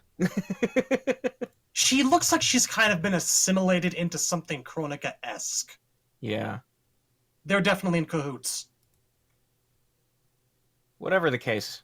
but yeah, I'm done did with you get it all Frost out? and nothing left on Jax. Johnny, we don't even need to talk about Devora. All right. So Nothing- Devora we know. Yeah, Baraka we Devora- know. Yeah. Devora looks kind of happy. It's creeping me out. Well, I mean, you can't do too many expressions without lips. Ugh. But Cassie is the next one, and we've already kind of seen her design, so this isn't really new. But she is wearing glasses in this picture, so Cassie That's looks good. kind of newish. Kind of got a bit of a gray outfit on. Looks like. Looks a little bit pouty. I like this. Her face looks really, I guess, for lack of a better term, pretty. It just looks good. She looks like a little, I think she looks kind of 28 punk nonplussed. girl. She looks like she's ready to kick some ass. I like it. Doesn't look very smarmy, actually. Yeah, Like she she's looks taking a after her little, mom a little bit. more reserved in this one, which I like. It's kind of a nice balance between attitude and get shit done. So She's adopting some of Sonya. Huh, who knew? So the next one over is Kung Lao, it looks like he's in his Revenant skin that we've already seen, which looks very similar to the one he had in X. yeah, no real thought there. And the one after that is Kotal, who, in this picture at least, it looks like he's wearing something very similar to his X-Primary. He's got that eagle helmet and everything, but it looks like it's covered in... They could be like very bright turquoise stones, or they could be glowing like a Tron element. I think that's the return of his like Tron glowing tattoo thing happening. Well, it's part of a collar, like a necklace he's wearing here. Yeah. Maybe. Yeah, I don't think it's a tattoo. I think it's But I want to gems or point out something. the eagle helmet, because one of the full body shots that leaked was Kotal, and he wasn't wearing the eagle helmet in that. So yeah, his helmet's clearly gear. So there you go. Makes sense. But I mean, other than that, yeah. he looks pretty classic Kotal. His skin is the same bluish green it was in his primary and X and everything. Yeah, It doesn't look like they've changed much about him. I'm glad to see him, but yeah, I don't really have thoughts beyond that until we get to see a little bit more, even with the actual design photo that we got to see. He looks good. Yeah, no complaints so far. Here's to more paddling. Yeah, looking forward to the comeback of the paddle. Ooh, I do hope the paddle is gear. Yeah, That I would could be see interesting. I could see that. Yeah. So next row down starts with Aaron Black, who, at least in this picture, is not wearing his mask, and it also looks like his hair is gone. I mean, he could have short hair. The point is that it's not that long hair he had in X. Yeah. Yeah, I think it's short. I don't necessarily think it's bald, but it could be. Yeah, no, I don't think Aaron has also joined the shaved head club. He is wearing a hat.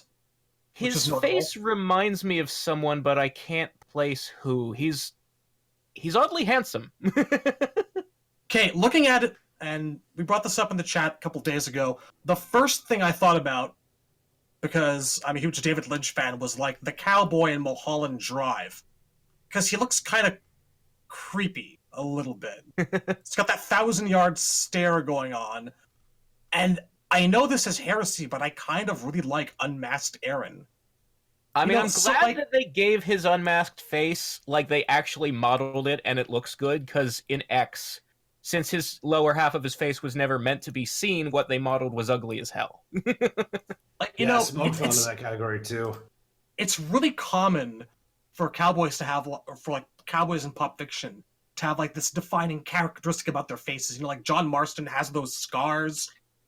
Clint Eastwood's Man with No Name is always chowing down on a cigar. And like the notion of like a clean-shaven murderous cowboy is kind of cool, I find. There's a little bit of like the classic black hat thing going on. I mean, we've seen another picture of him in this leak, and we know that he has his mask. So that's probably going to be geared too. But, Yeah, you know, he looks like, other than the fact that his hair is short now and the mask, we have seen the mask. He was one of the leaked full body shots. yeah. So otherwise, I he don't looks mind this. pretty much like the Aaron we had in X. Like, he's got this ruffled scarf or poncho sort of thing around his neck. His hat is back. That's pretty much it. Yeah, I mean, it looks like Aaron, just better. I don't face. have much to say about Aaron. I actually had more to say about Cassie. I think Cassie looks really good. Yeah, agreed. She's And, I mean- honestly, let me dial my picture back out here. Well, again, we have seen Cassie. We have seen a little bit more of her upper body, in fact, from the British reveal day footage. I just think she looks better because in MKX she had this. I hated her design. She had like this Bieber thing going. Her face looked Yeah, her off. hair was not great in her MKX She primary. looks fantastic. She looks healthier. yeah, her She face, looks like a more effeminate jaw. She just looks so much better. her face and everything is easily one of the best in the game so far. Just from that. The only real difference, again, is that she's wearing glasses here and she wasn't in the British reveal day footage. So her sunglasses are probably geared just like they are for Johnny. But I do like her new outfit. I think this white plastic armor thing they're doing with her and Jackie, it gives her team more of a personality, more of a comic booky look to the special forces, as opposed to that real world camo fatigues and nothing else thing they kind of had going with Yeah. Jackie in X. No thank you to a team of Black Ops guys who all wear the same uniform. Yeah. Make them stand out a little bit. This is The- actually a the- step in the right direction. The white plastic armor, it reminds me of something I can't quite place right now off the top of my head, but it definitely has more of a sci-fi fantasy vibe that I It like. feels like a Pacific Rim vibe, but I don't know. Yeah, Mass Effect, Stormtroopers? Pacific Rim, something around there. Anyways, Anyway, I think it's a good change. yeah. So moving No, on from definitely. Aaron, Liu Kang looks like Liu Kang. Scorpion. Well, Liu Kang It is Revenant Liu Kang. Yes. So We've seen briefly in glimpses getting pounded on by his younger, more alive self, and we've seen a single shot of him in game. So yeah, it's Revenant The- Liu Kang. How much is the it going running to yet? theme, anyway, is that unlike the last game, people who are Revenants in their primaries now. Yeah. Yep, it's the So- opposite. So, and then we have Raiden. Yeah. And then the Collector.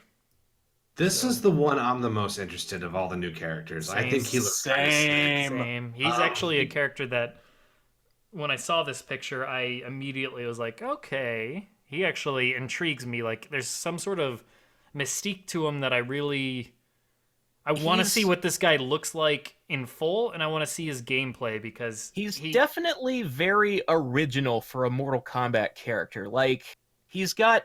It kind of looks like there's these big animal ears, or maybe they're horns, or maybe it's something behind his back. But I they think kinda that's- look I think like that's ears to background. me.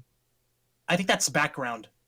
Like there's a little light off to the left of him, and I think that his hood's obscuring another light off to the right of him. Dude, that'd be Well- tight if we were getting character backgrounds. I kind of hope they're ears sticking out of his hood, because I feel like he would look a little odd if they're not, because he's got a cat-like face. So if he's got like big animal ears to go with it, I think that would be a more unified design. Like That's I can see yeah. like a triangular thing coming out of the left above his above and up to the left of his head. But I feel like if there were ears, you'd be able to see more of it on the right as well. It's hard Well, no, to it tell. looks like one of them is tilted, like they're at an angle. Maybe.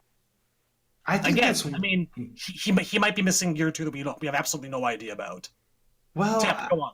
When I saw him, I liked him a lot immediately because I think there's a small possibility he might be a cat. So I think that raises a lot What of the points hell is right with- there. Okay, like there is definitely like a James Cameron Avatar thing about him, ever so slightly. He's got a Kintaro like face, just blue.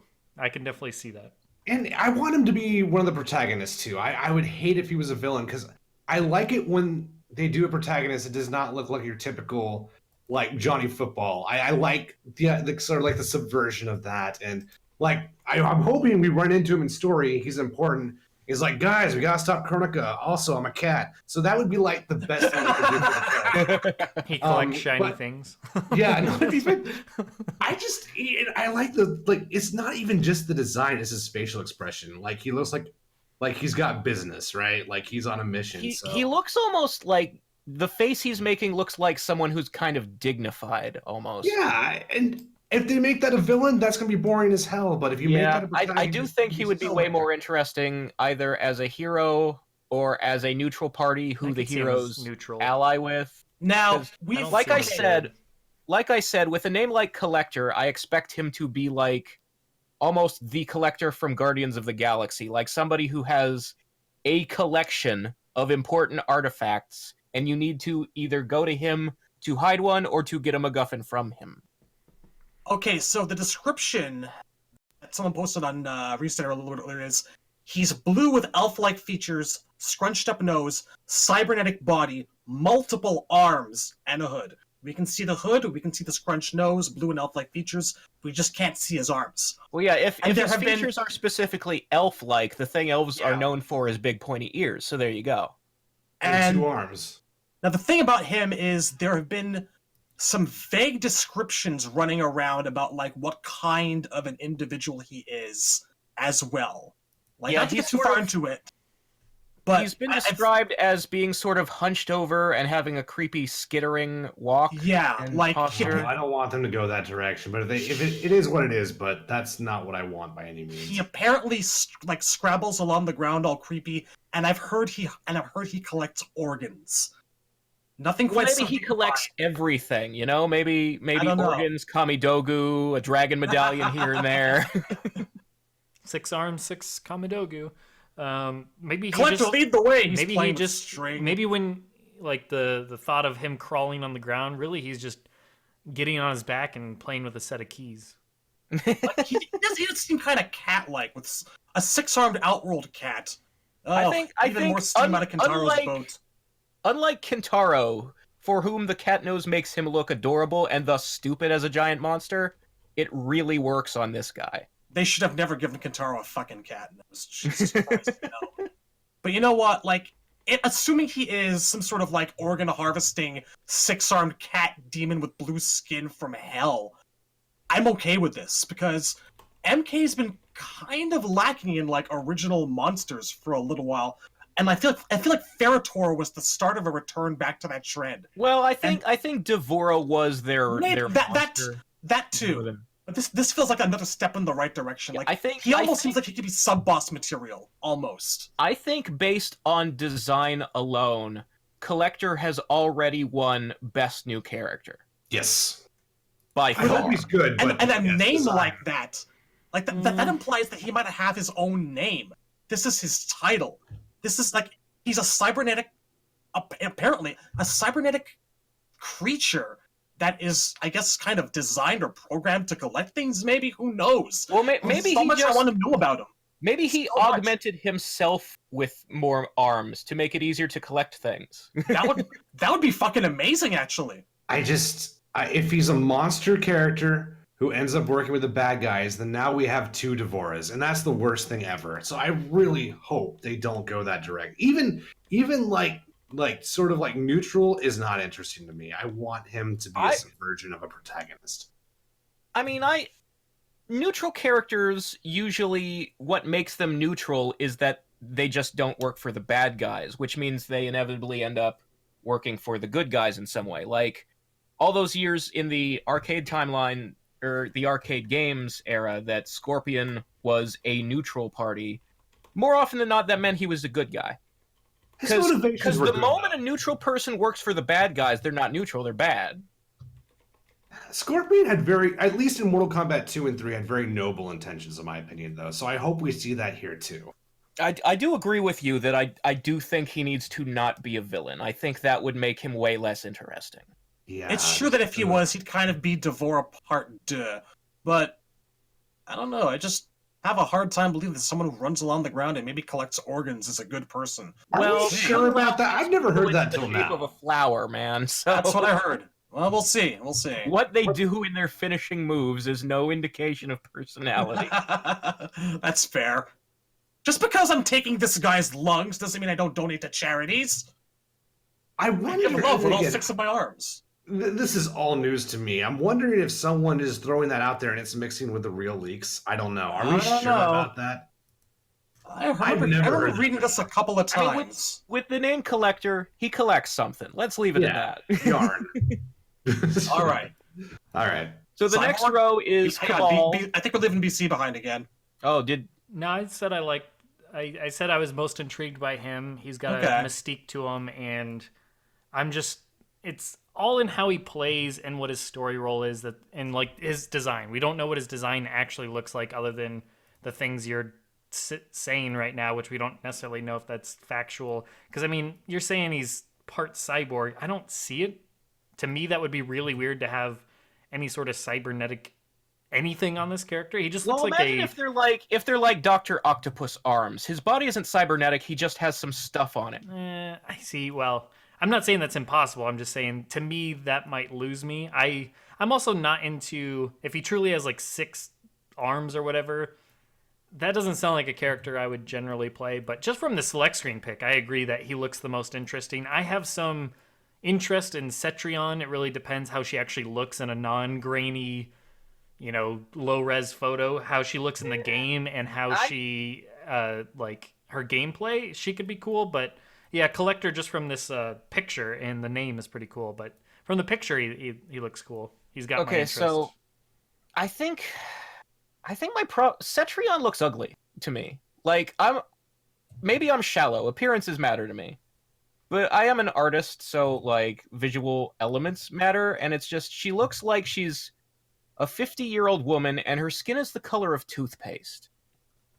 It bugs me. I mean, it's hard to tell in these kind of, like, in this picture it's the same problem with Gearus's blood. The blues in this game, they're not nailing some of them. Like, the shade of blue that Collector is great, but some of them are just not hitting.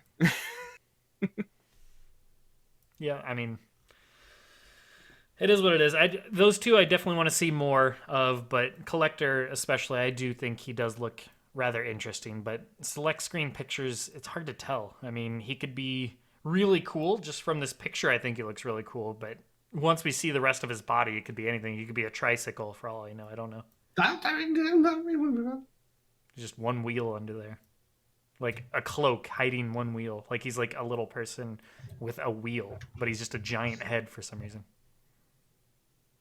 What I'm saying is he's a giant head with a little body and riding a tricycle with a cloak on. That's the image I could see. But Jigsaw. Yeah, so then we got Cabal, then we got Jade, then we got Scarlet. I mean, the rest there we already know. Noob.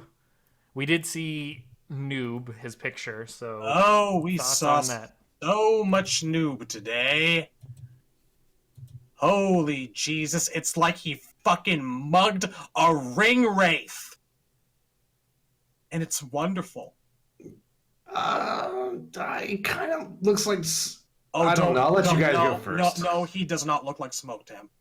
I wasn't gonna say that. No, he looks like a Soul Calibur character to me. Like he's got a little bit of Aswell and Siegfried armor on him.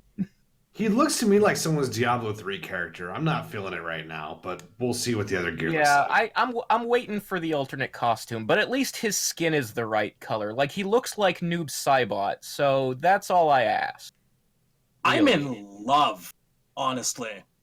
The color scheme is obviously right up my alley.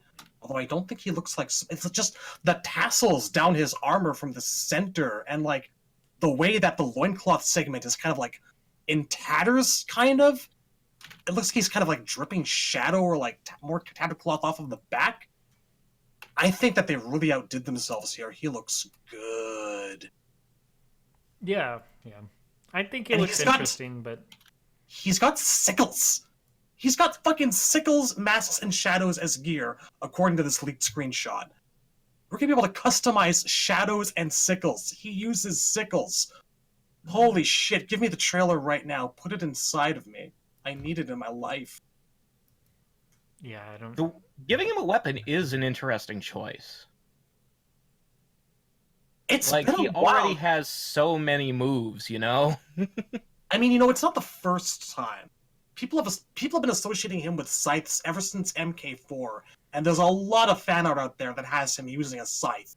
That's true. So, but like a scythe isn't really melee friendly in a full-on fight against someone who's wielding a sword. So like sickles are a nice compromise, and I can really see this. I need to see more. I have to see more. I mean, I don't know what he plays like. I don't know if he's going to be as clunky and kind of like a Master's character, the way he came across as in 9. But oh my god, I think I found a main just on visuals alone. No? No one else? He looked good. It's just it's hard for me to tell. It was a very, very small picture. It didn't look. Everything was dark. He looks like he has some very elaborate chest armor and shoulder pieces, but I don't know. Even if he's amazing, I can't get myself to play Noob for one big reason. That's because he's gonna be the character that like everybody latches onto. Which I want to learn a character that's a little. Like, I hope he's amazing. I hope he's not annoying to fight more than anything, but I think he's such an easy character design to nail and be badass. I thought he was great in MK9, but yeah, I know so many people that want to play him that I can't bring myself to main him at any rate. I've always liked the simplicity of his design, and when you put all this shit on him, it just, like I said, it looks like a Diablo 3 villain. I just don't feel Noob when I look at this. Yeah, his helmet, like he's wearing like a helmet. That's really weird. Like it's shiny. That is a lot of shiny armor on Noob. It is. I like his sash, or like the thing, yeah, his loincloth or whatever that hangs down. It's all, you can tell in the back too. It's all ripped and torn and tattered. That is what I think of when I think of Noob. The I armor think he's actually is a little got like a trench coat tail coming down from his belt. right. That's what's tattered behind him. Yeah, it's on his front and back. It kind of something's hanging down, and I think that looks really tight.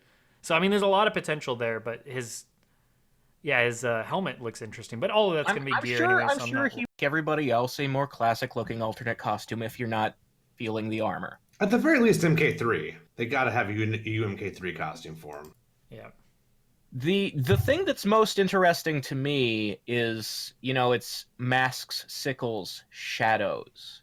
You can customize the clone. So, yeah.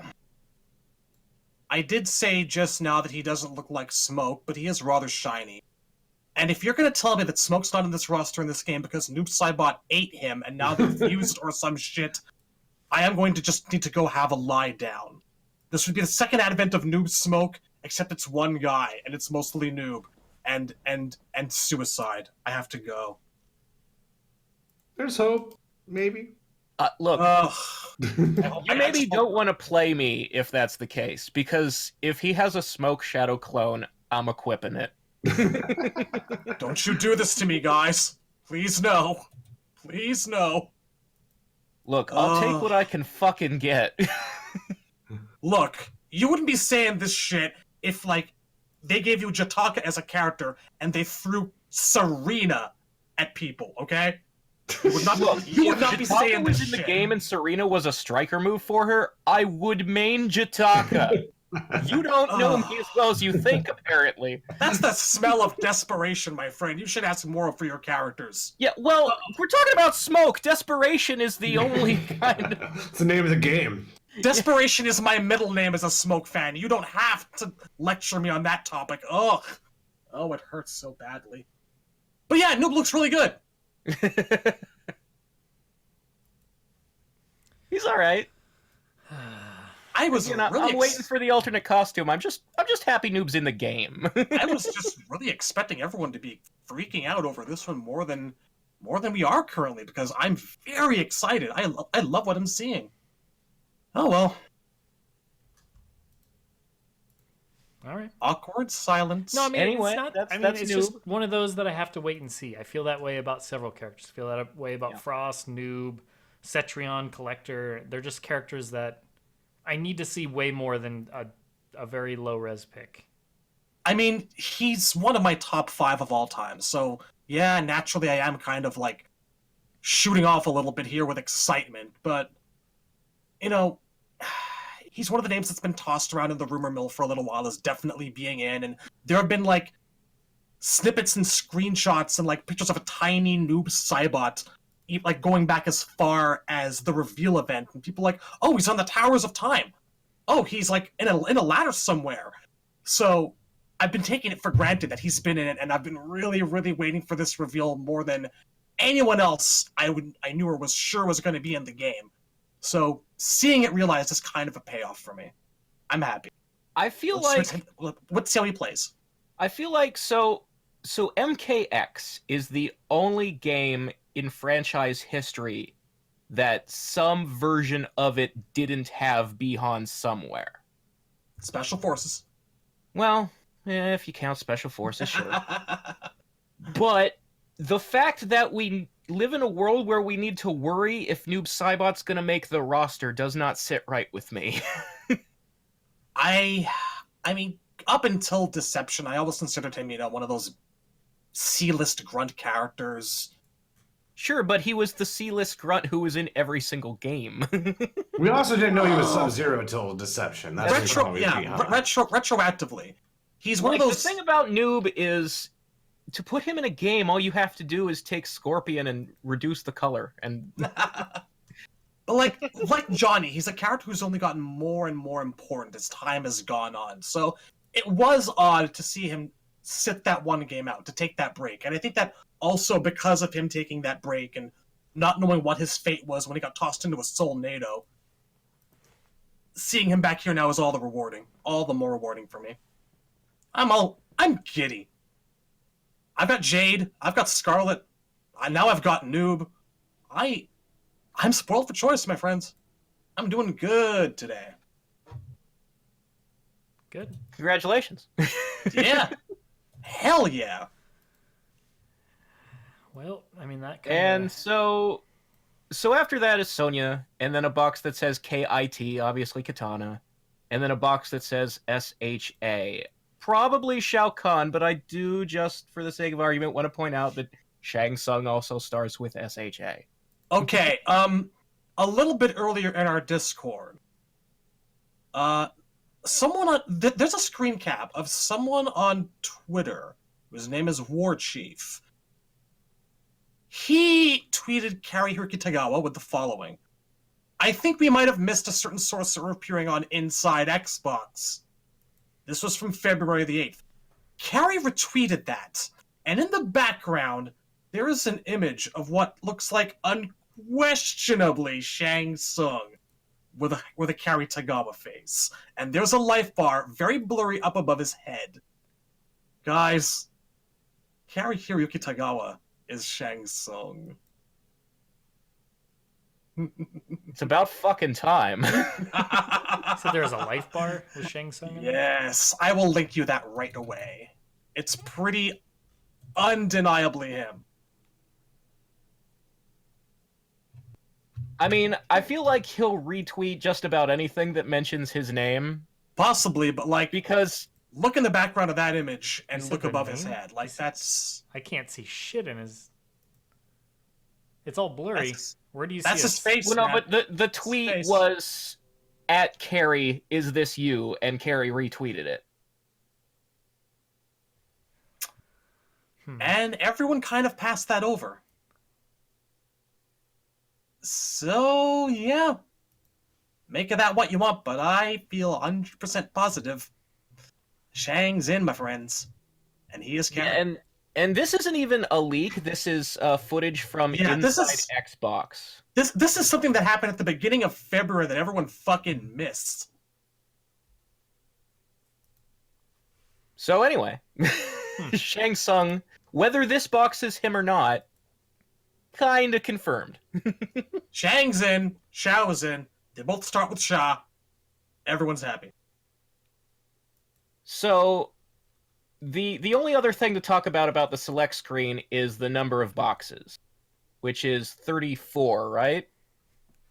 Yeah. Okay, so with -6 DLC and Shao Kahn, that still leaves 2 or 3 boxes, depending on whether or not this guy's Shang or not. Which, I mean, there's a game FAQs roster leak on there that basically spelled it out. That Yeah, it's Shinnok and Melina. allegedly, yes. Allegedly. Allegedly. We have nothing visual to prove this. No yeah. screenshots of them have leaked. We're just going off of a game FAQs article that everything else is matched up on the select screen. But yeah, that's allegedly what is out there. Yeah. That is good news on Shinnok if it's true. I didn't think he would get a second chance, and I really want redemption for that character because None of us thought he was going to. We all said no in our prediction. If Shinnok and Shang are in the same game, I can't wait for the fights. And I can't wait to see how they've made them unique. It'll be wonderful. I'm just glad the select screen proved to be bigger than 25. Yeah, they kind of hint, wink that when they increased the stage slots on the stage select screen. That's so true. They were kind of leaning that direction. It also just looks better arranged. Like the box on the bottom is now 2 boxes. It's properly symmetrical. Yeah. That goofy diamond, the 25 thing, was not working for me. Well, I mean, that was a topic for so long. That's probably the best part about these leaks, right? Is we can talk about real things again. We don't have to talk about like Chameleon. We can talk about shit that's real. He's a real thing. What are you talking about? He's in the cast with us right now. I wish. I mean, I would love for him to be DLC with a Chameleon with a C. I don't give a fuck Look about behind you, Temp. Oh, you can't see him? That's because he has invisibility powers. You know what? Now, Razor. I think that like this is like where we officially acknowledge those fallen, those who are not in this game, like Rain, who everyone was sure was in this game. Yeah, put back of the picture on the There's menu art. Several that are menu missing. art is a dick move. There's Rain. I was never sure that was Rain. I was thinking about it, but the waist down didn't sit right with me. I don't know. You don't put a purple character on a fucking UI and expect people not to think. A purple character with a black man bun who is clearly wearing some kind of thing strapped to his head. I mean, we're not the only ones that thought that either. I mean, No. Sonic Fox that listed Rain as his main in MK11? Purely, I'm sure, based on that picture. Because they got to play the game earlier that day, so... To me... Blind Melon wrote a song about this. But yeah, I mean, there's several people that are left out. That's unfortunate. Notable, Rain, obviously, number 1. Fujin, number 2. Smoke and Cyrex. Nightwolf, Sector. You can't have everyone, obviously. You can't have everyone, but it's still... I mean, we still have DLC, but at the same time, there's only so many spots for DLC as well. Let's just say 8 are going to MK characters and 4 are guests. That's if we're lucky. If we're unlucky, it's going to be 6 guests and 6 MK characters. So even then, those spots are going to fill up quick. So it's not something I even want to comment much on because there's no point anymore. But it does bother me when people say you can't have everyone, and then Kano shows up, and then Melina shows up, and then Jack shows up, and then Devorah shows up. There's definitely Sonya shows up. Like I've said, there's definitely a handful of characters here that I would have swapped out. You know, I don't know why, even after all this time, they're still trying to convince us. Even an MK1 showed us that Kano and Sonya were the least 2 picked people, at least 2 picked people in MK, in the first MK game, and they keep pushing them. It's frustrating. And it's not that they suck. They're characters. They are classic characters, and I love them, and they've more than earned their spot in like the annals of video game history. But I just don't think that we need to see them every game. And it's like the fan base views them as B characters and NRS, and I guess now WB views them as A's, and it is what it is. If you believe, because I know it's been said, at least in the chat, that they choose characters on the roster before they write the story. So if we set aside, we need these characters for the story they want to tell, like the whole Cage family, if we set that argument aside, because if they're choosing the roster first and then they write the story around those characters, they can choose whoever they want. So as Temp was saying, Kano, blah, blah, blah, Sonya, Jackie.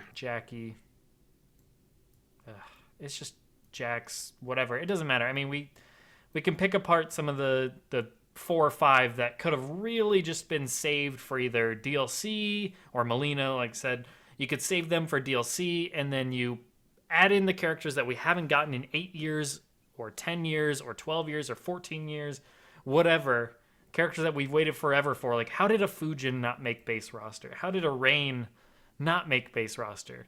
And then a tier below that, I would say, where is a Cyborg on this roster? Where's Smoke on this roster? You can't have them all, but at the same time, we've had a lot of those characters so often that why couldn't they have waited? Why couldn't they have waited for even if it's just 2 of them, like 2 characters could, like, as much as I love Johnny, and I'm not suggesting that he not be in the game, but if he was like Wave 1 DLC, the very first character that they released, and they would have released the trailer before the game even came out, and they said, within the first 3 weeks after release, you get to play as Johnny fucking Cage, and he's going to sell like hotcakes, and that makes room for a Smoke or Rain to make the roster, or Fujin or whatever. It doesn't have to be Johnny. I think Johnny is probably... It could have been Melina. I don't give a shit out of those characters. It's just frustrating. And it's like, this is not a problem which is exclusive to MK. Like, every time a new Street Fighter comes along, you're going to have your segments of people who quite justifiably go, oh god, not Blanca again, not Balrog again. It comes with the territory. Street Fighter V only had a 17 starting roster, to be fair. They weren't working with as much money as NetherRealm was. And no. I'm not saying Street Fighter V is defensible in other categories. The other side of that, though, is that Street Fighter has had more waves of DLC than an MK game usually gets. Is it waves, or is it just the game coming out in pieces? I mean, distinction without a difference. we don't need to stop at Street Fighter. I mean, I booted up Tekken 7 today after I bought, Tekken 7 is the first Tekken in a long time that left people out. Like, they'd been going the Armageddon-y route for a while. And they're all back. I mean, I would say almost... No, they're not. Where's my Christie? Christie is fucking Eddie with a fucking different throat. Yeah, I don't want to hear that. Where's my Christie? Well, Soul Okay, but I mean, even. Like, who Soul gives a Calibur did shit a about fantastic job, and they had less characters than MKX. It's frustrating because, yes, maybe some of these characters come as DLC. Maybe we get... I don't think we're going to get a Rain unless they go back on it, but maybe they did mean 2 games in a row and Rain's up for grabs once again. But is that fair? Or, I mean, is that cool to make Rain DLC once again and that he's just like, sorry, he wasn't good enough for base roster, so...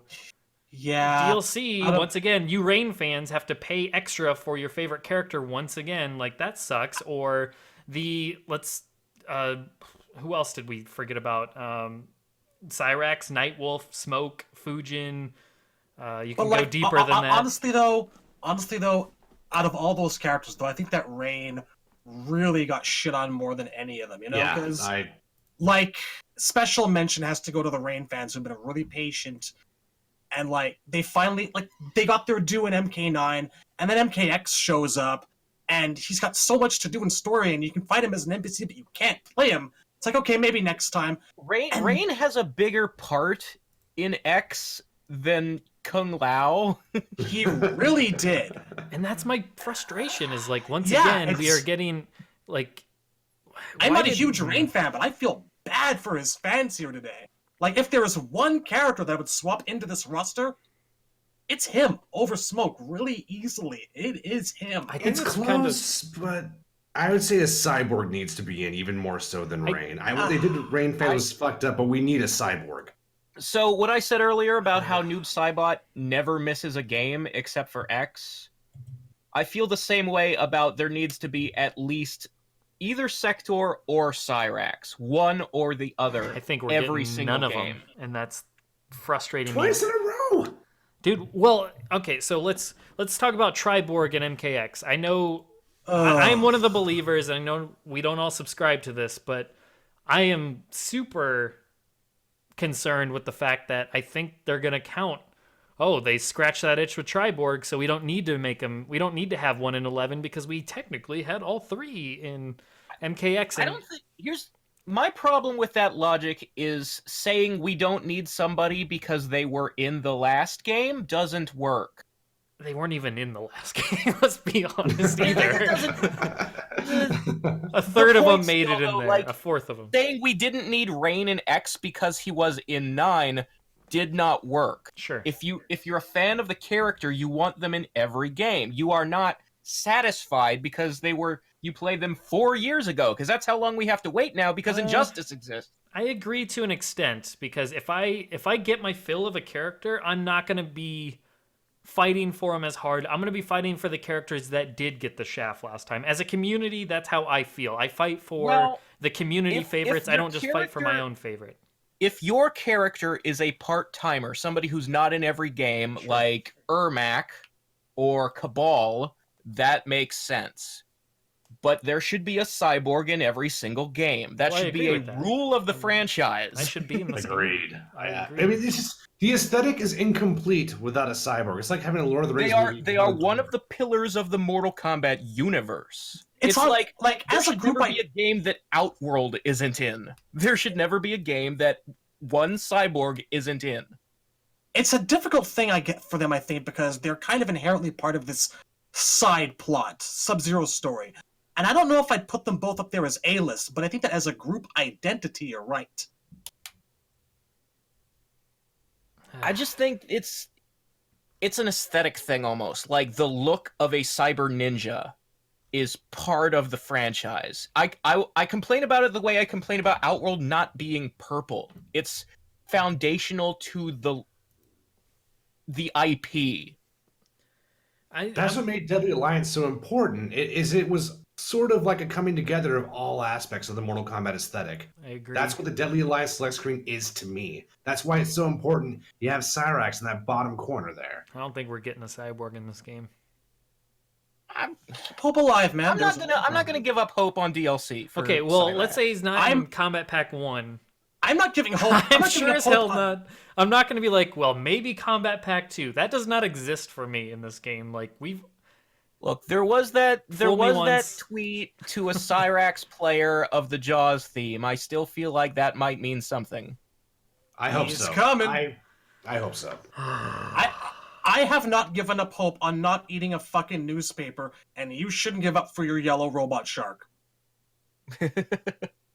What if the collector is supposed to be that cyborg representation in this No, game? that doesn't. It has to be a cyber ninja. Okay, what about potentially Frost? And like, honestly though, back to Rain for a second. Man, Prince died. Look, Rain's a living Prince tribute. There's no better time. There really is. They kind of missed the timing on the tribute thing. Like, yeah, but the last game was well before that occurred.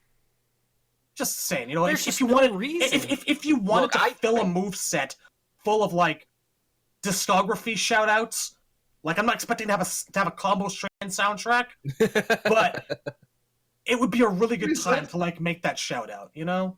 It would be really sweet. And I don't want to like come across like I'm emotionally blackmailing them into doing so, but holy shit, if there is a time, it is now. But what are they going to do? Make them DLC again? Because it's too late.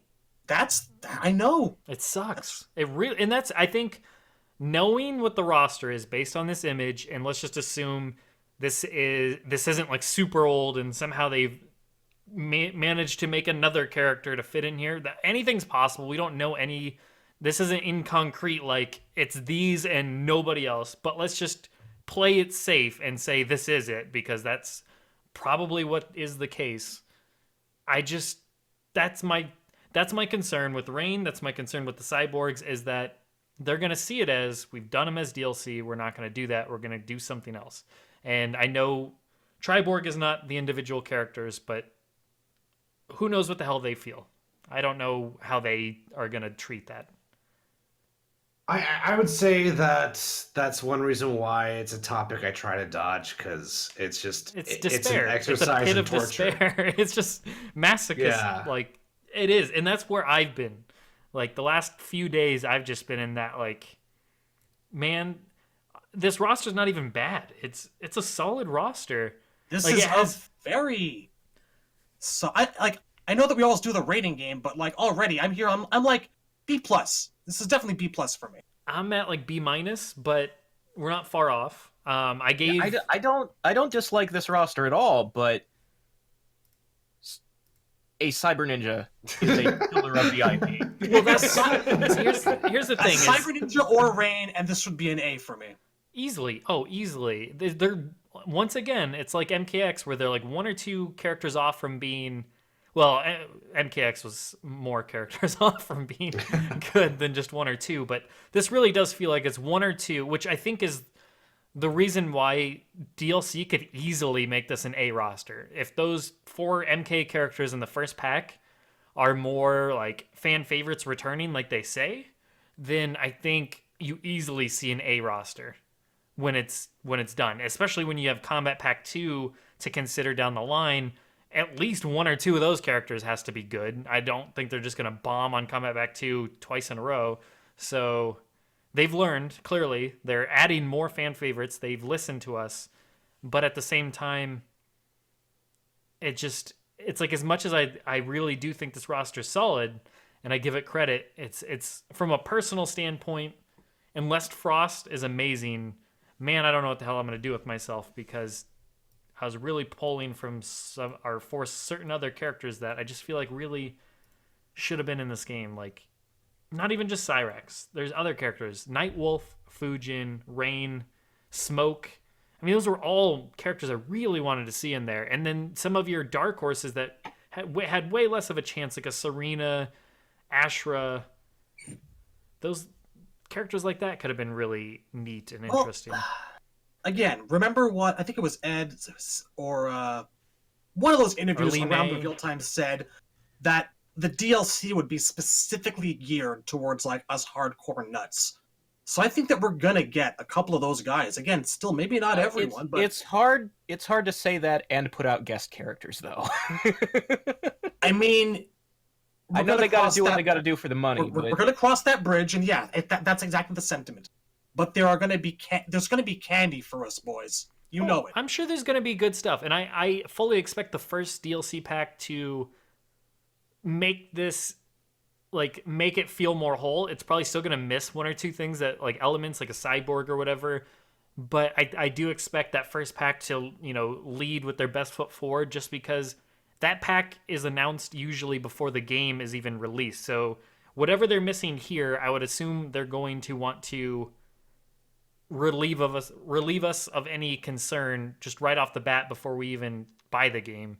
So I expect that to have some missing favorites, like they said it would, but still, I don't want to play the wait till Combat Pack 2 game. That's easily a year out. I mean, Combat Pack 2 for MKX came out it was like February the next year, the following year, like 10 months after the game came out. It was way longer. It wasn't just release 1, 2, 3, 4 and then 1, 2, 3, 4. It was release 1, 2, 3, 4, like a 4 or 5 month gap, and then 1, 2, 3, 4. Like it took a while. So I don't want to wait a year from now to find out, you know, if Cyrax gets in at that point, it's like, who gives a shit? Like, I don't know.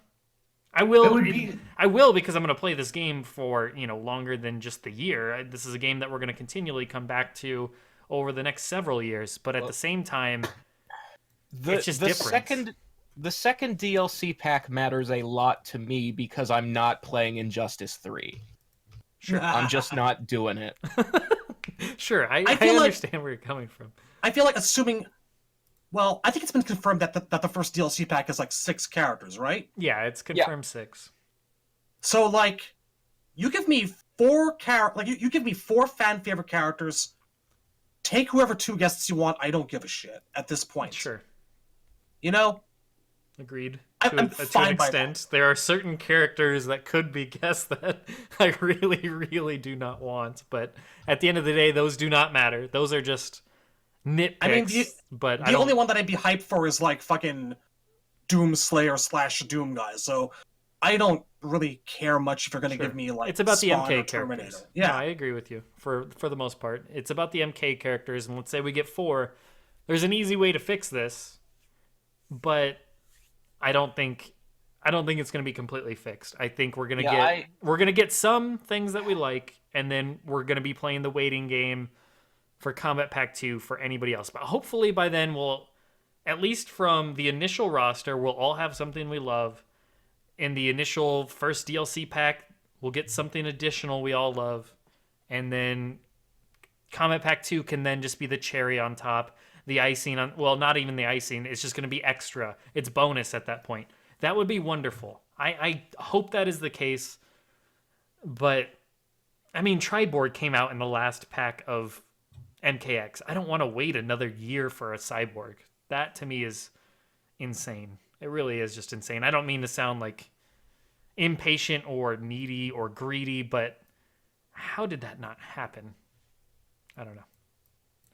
To me, it would just be so much easier if the developer attitude changed, where it's like, if they just had an attitude of empathy towards the people who've waited 13 years for a character, Yes. instead of just pushing a narrative that these characters aren't popular and ignoring them. That's Agreed. what frustrates me. That attitude is what pisses people off. If they just said, we know you love Fujin, we love Fujin too, we couldn't fit him in, and we're sorry, but thank you for everything you do. He'll be here in a month. You made that shit up. It's That's what makes people pissed. It's transparency, like we covered on the last one or the one before that. It's as simple as saying, hey, you didn't get Fujin on the base roster for whatever reason. We had him there. He didn't make the cut. Like, if we could have fit 29 characters on the base roster, he would have been number 29, but we just ran out of time. But there's not even a dialogue. Like, they don't even really ask us what characters we want. They skim posts that are not directed at anything specific, and they come to this conclusion based on random shit they glean on the net. There's no official avenue to say who likes what. It just doesn't exist. I don't see why we don't. Other fighting games have done that. Yeah, they should just put up an official poll with every single character, and they don't have to abide by it by a T, because people can manipulate polls and shit like that. I get it. Oh yeah. And they want to have some surprise factors and all that good stuff that they like to do. But I'd be legitimately curious to see like a character-wide popularity poll, the way Street Fighter did a couple of months ago. I mean, we technically did one. I think it was actually it might have been more than a couple of months. Might have been a year or so. But it was hilarious, man. Like Balrog was in 26th place, and I kind of feel at this point that's where certain of the big face characters might just wind up being. But here, so like C4 just said Melina a bunch of times, then Fujin, then Melina a bunch of times, then Fujin, and then Melina a bunch of times. So take a character like Melina, right? Like, I've been saying for a long time now, why couldn't she have been DLC? It's not that I dislike Melina. I'm sure she'll be great in this game. But did we really need her? I mean, it's not, she's just one I'm soloing out. We mentioned a few others before. But why couldn't she have been saved for Wave 1 DLC, and then you fit in the 2 or 3 characters that we really felt like were missing? Like, I still don't, even if they're like, say she plays a role in story, right? She can be an NPC in story and then be Wave 1 DLC. That's perfectly fine. If they write if they write the story after the roster's decided, that's still just, it doesn't add up. It's really strange that it's like they appeal to certain people, like certain characters' fan bases, way more than they appeal or cater to others. Like, ones they feel like they have a requirement to get in there, probably because they're fan favorites of the devs and stuff like that. So they're like, we got to have these day one. But then these other ones, they can wait. They can wait till Combat Pack 2. They can wait till Combat Pack 1, or they can just not get their character at all for another 4 years. So it's frustrating, but once again, reiterate, roster is decent. It's much better than MKX, just base roster, and it's going to be... Just to kind of counterbalance that, I want to just say once again, I got 2 of my top 5 favorite characters. I've got 2 of the holy trinity of MK2 secret characters. I got Jade, I got Noob, and I've got Scarlet, who is a rumor that I've been obsessed with ever since I was like 14 or 13, 12 years old maybe, who has now gone on this incredible evolutionary journey from rumor to 9 DLC to MK11 fully fleshed out, completely revamped character that I couldn't be happier with. I've got so much going on in this game that I'm extremely happy with. You know, if Smoke doesn't make it, it sucks, but I guess I can deal. So, yeah, I just want to respond to Ant4T4 in the chat. He said, maybe because she has been a massively prominent character in story, and she's probably got high numbers in terms of time played. Now, that's a fair point, but at the same time, if you've got a player for the last 8 years in MK9 and MKX, and some of these characters you got to play for like the last 5 games in a row, why can't they wait a month or two to play that character and let people that have been waiting for 10 years, 8 years, 12 years, 14 years for their character to even be able to play him at all, then they get to play him day one. Yeah, that's an argument for DLC. She'll make more money. Yeah, that's true. Like, that's kind of where I'm coming from. Is it's not that I want those fans to not get what they want. That's not it at all. It's that let them wait the month. Let them wait the 2 months. Let them wait for the Combat Pack 2 a year down the line. They've got to play that character for the last 4 years, the last 8 years. Let a character, like, that's why Scarlet and Cabal and Baraka, a Frost even, like, is insane, like, how long it's been since people have got to play her. Like, that's why these characters are interesting and make this roster really feel fresh and stick out. And that's why they're the ones making this roster a B+ or a B- or whatever you rate it. They're the ones that are making this decent. Shang Tsung, Shao Kahn, even Shinnok technically returning, because just because he was an X, he'd been out for so long that there's still some marketability there's like these draw to these characters still. Well, I think Shinnok killed it in the player metrics. I think the online metrics deeply favored Shinnok. I think he hit a home run when it came to the online play. He was very popular. So I think that had a lot to do with why Shinnok's back. People really, really enjoyed doing Hellsparks over and over and over again. Yes. Oh, and the Imposter Teleport. And the Imposter Teleport. I think there's a thought I had about how the Tanya in story mode, even once her DLC came out, they couldn't go back and change the Tanya in story mode. So if say Melina has like important fights against her, like maybe her and Shang are both hidden characters specifically because they're going with her ending where Shang has made a whole bunch of clones of her. And somebody has to fight Shang's Melina army at some point in story mode. That would, I think, justify putting her on the main roster instead of DLC, because if they put an NPC Melina in for you to fight, she could differ wildly from the one they release, and that would be a bad look. Well, to counter argument that, I guess, is if they choose the roster before the story, they could just write a different story. That's true, but we don't know how much of the DLC is decided by, we wanted these guys for main roster, but we didn't finish them in time, you know?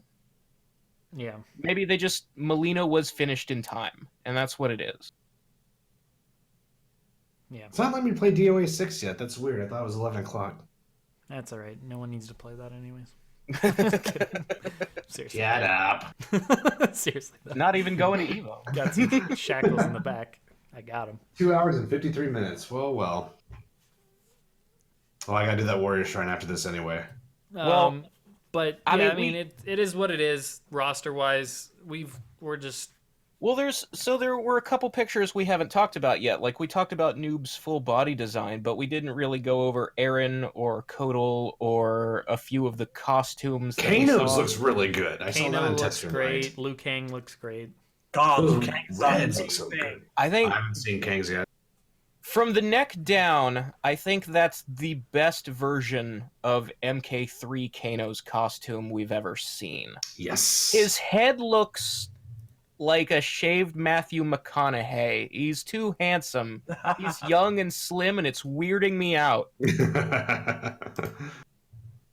I'm sure you can add stubble back onto that. No? I hope so. I like it still. I mean, he was kind of clean-shaven-ish in 3. Well, yes, but Which in Rich retrospect, it's DeVizio weird. looked like a rugged, a slightly chubby in the face. Like DeVizio had a specific Kano look. Like he looked like a mob Yeah. boss, and that's what that I does want. look good.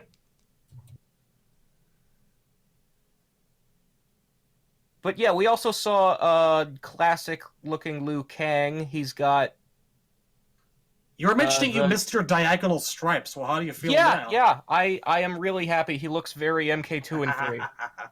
Thought you might be. I am super pleased with that Liu Kang outfit.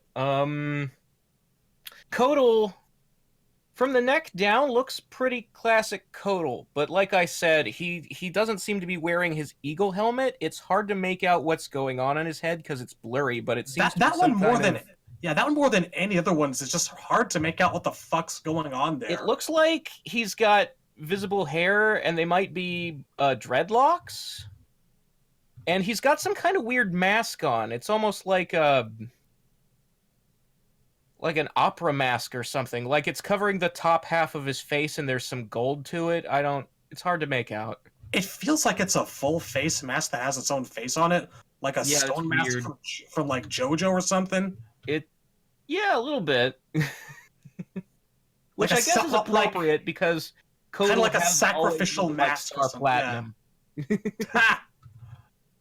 No, but seriously, I think it's like a full face mask with its own face motif. I don't think we can actually see what his face looks like underneath that thing. Very Anyway. multicolored, very pretty. Otherwise, pretty true to the Kotal primary we had in X. He's got the glowing lines on his body and everything. And then we discussed Noob already. We saw Aaron as well today. Yeah.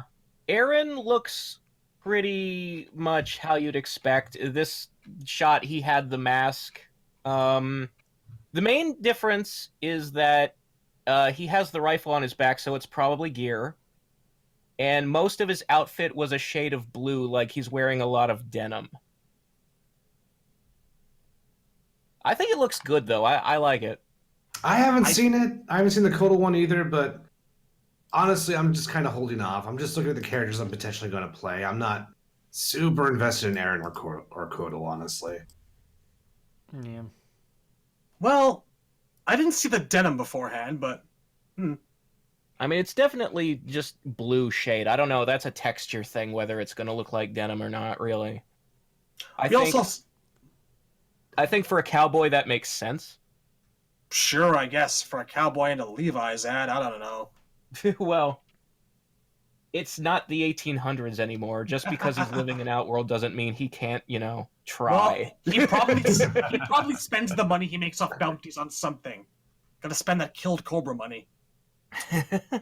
We also saw. You think someone paid him to kill Cobra? Nah, you know what? He probably didn't even know the guy. He just saw him on the street and went, "Yeah, that needs killing." Flipped the gun out, put him down, and the world was a better place. But we also saw Shao Kahn today, and we've already seen Shao Kahn. Yeah, it was the same Shao Kahn. Yeah, so nothing really new there. I guess that's it for the leaks. Yeah. Well, I mean, it's got to be because we got a Warrior Shrine in like 10 minutes, so we got to close up. Oh, Jesus, well, it's past excuse midnight. me. Let's just move on. On that note, thanks everybody for tuning in. If this No is time for Q's in it. Do you have no time for Q's and A's, or do we have to wrap this up so Tim can get his boogie on? I guess they're very important. I don't know. So let's wrap it up. We are at 2.5 hours. Thanks everybody for tuning in and listening live. Make sure you stick around for the Warrior Shrine. Make sure you do that. Definitely do not leave. You definitely don't want to do that. Wink, wink, wink. Just kidding. Seriously, though, stay around for the Warrior Shrine. I know they appreciate it, so stick around for that. Plenty more discussion. And yeah, thanks everybody for tuning in. And take care, everybody. I'm sure we will be back next week with more information covering Kano and whatever else they've got for us. And we are getting closer and closer to the beta and the game itself. So hopefully we're making the wait a little bit easier for everybody. That is why we started in the first place. So take care, everybody. See you later. And while you're here, please offer up some thoughts and like kind words to all the people who work at NRS, who I know are devastated by all this information coming out much sooner than it was supposed to. This is never an easy thing for a team to have to undergo, so my heart really does go out to them. It shouldn't have happened like this. Especially given that what we've seen is unfinished, particularly with the matter of Frost. I'm sure, like, she's going to look much better in the final game, and they don't deserve the heat they're taking for the bald thing. Agreed. So, have some faith, be nice, be kind, just wait for something final. It's coming, it's going to be even better than we can imagine. I know it.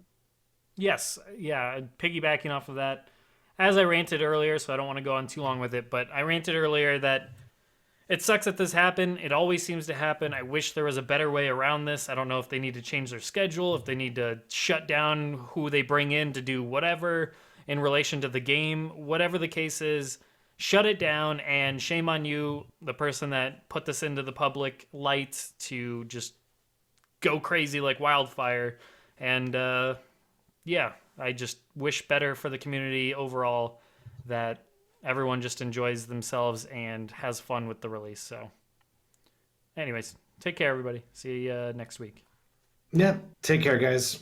Love. Thanks for tuning in. Later, nerds.